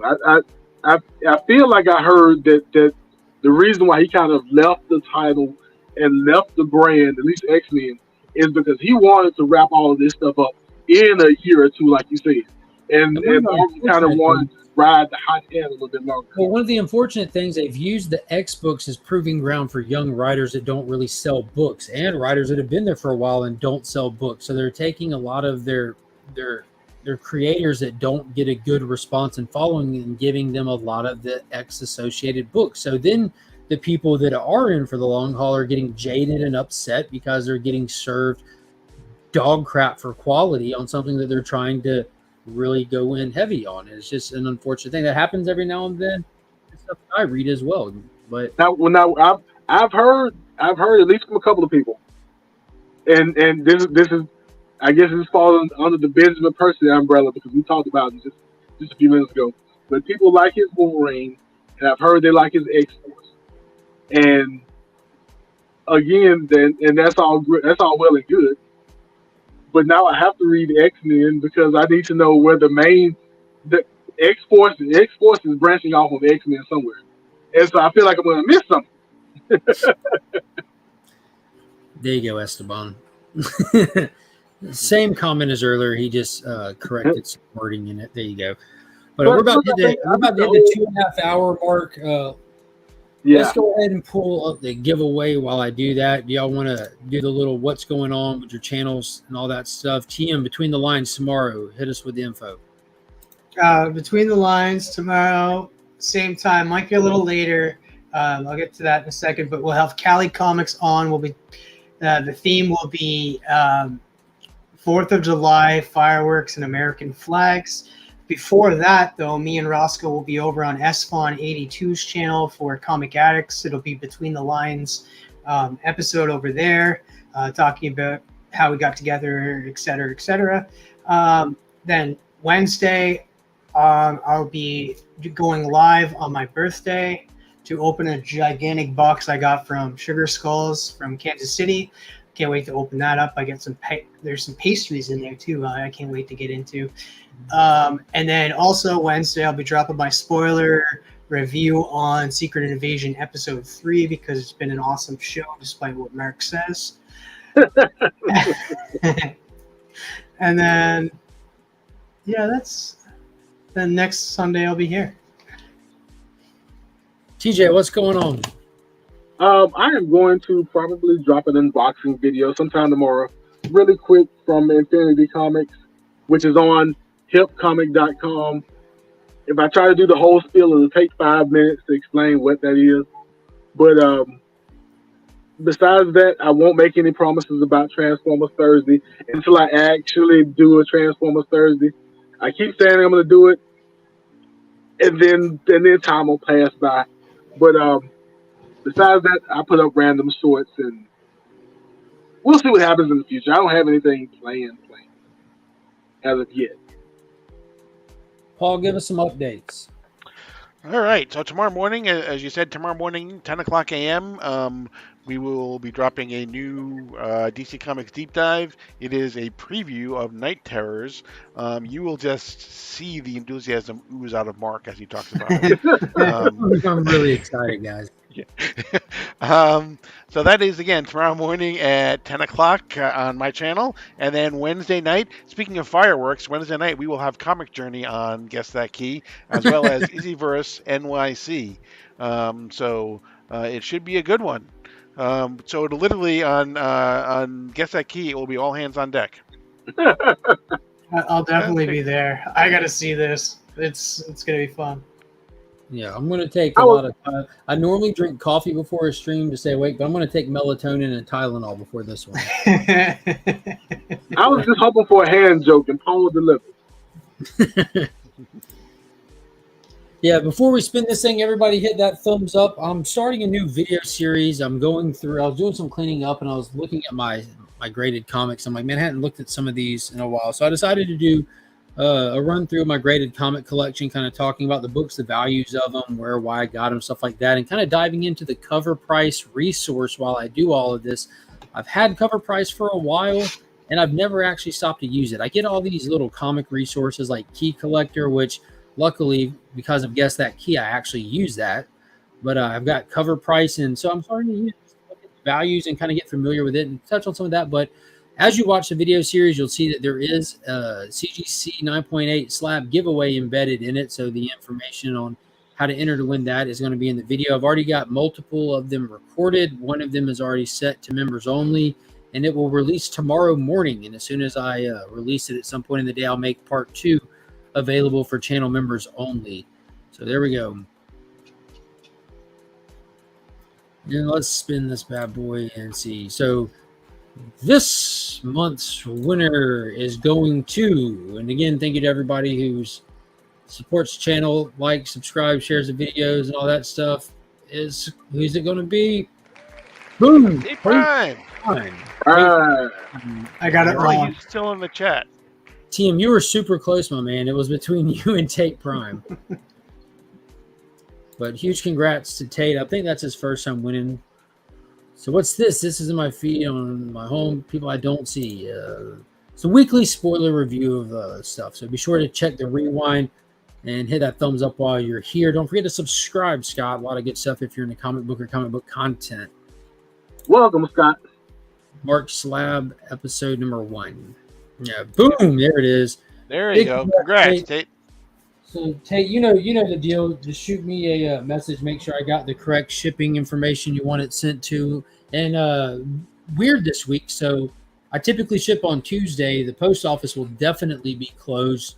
Holiday weekend at work. So I will get it out ASAP. That's ASAP is where it's at. Don't worry, Marcus. Next month will be just as big and grand, if not bigger and grander. I went and hit the honey hole this past week and read up on a bunch of 40-plus-year-old high-grade comics graded. And as always, I'm pulling keys and fire from Big Time Collectibles, and got more stuff from Legal Burning in there. Just I put a lot of time into being able to curate these things. I think I'm getting a good format down. I like the old comics. I do too. All of us do. Yeah. Yeah, old. Here's Hulk issue 5 from 1963. There you go. What? I'm sorry. That's Hulk issue 4. Yeah, that's Hulk issue 5.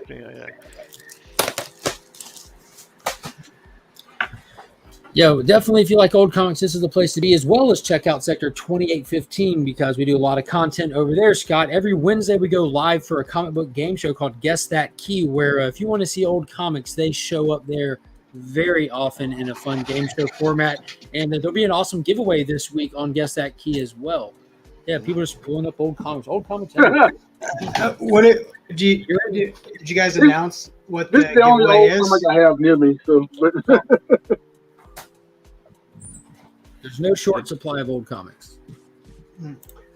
Let's see. Oh, good. I didn't know if this was just about new stuff. New stuff isn't for me. No, in all sincerity, though, all of us still do read new comics, have new pull lists. On Sunday nights, we kind of do a wrap-up of our week in comics, more or less. Talk about what came out, movies, shows, the new books, stuff that we picked up. Black Lightning is my childhood. Or Black Vulcan from Super Friends. Yes. Yes.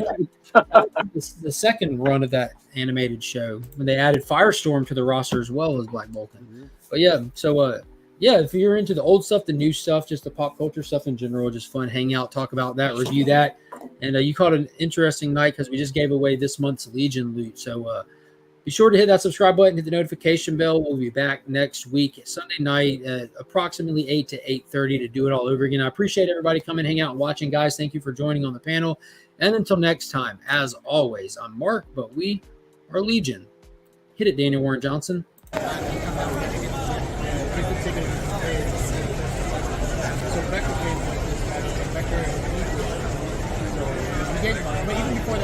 Wow, hits the ground running.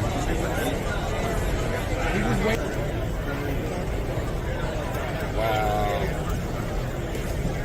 So really chunky. It's fun.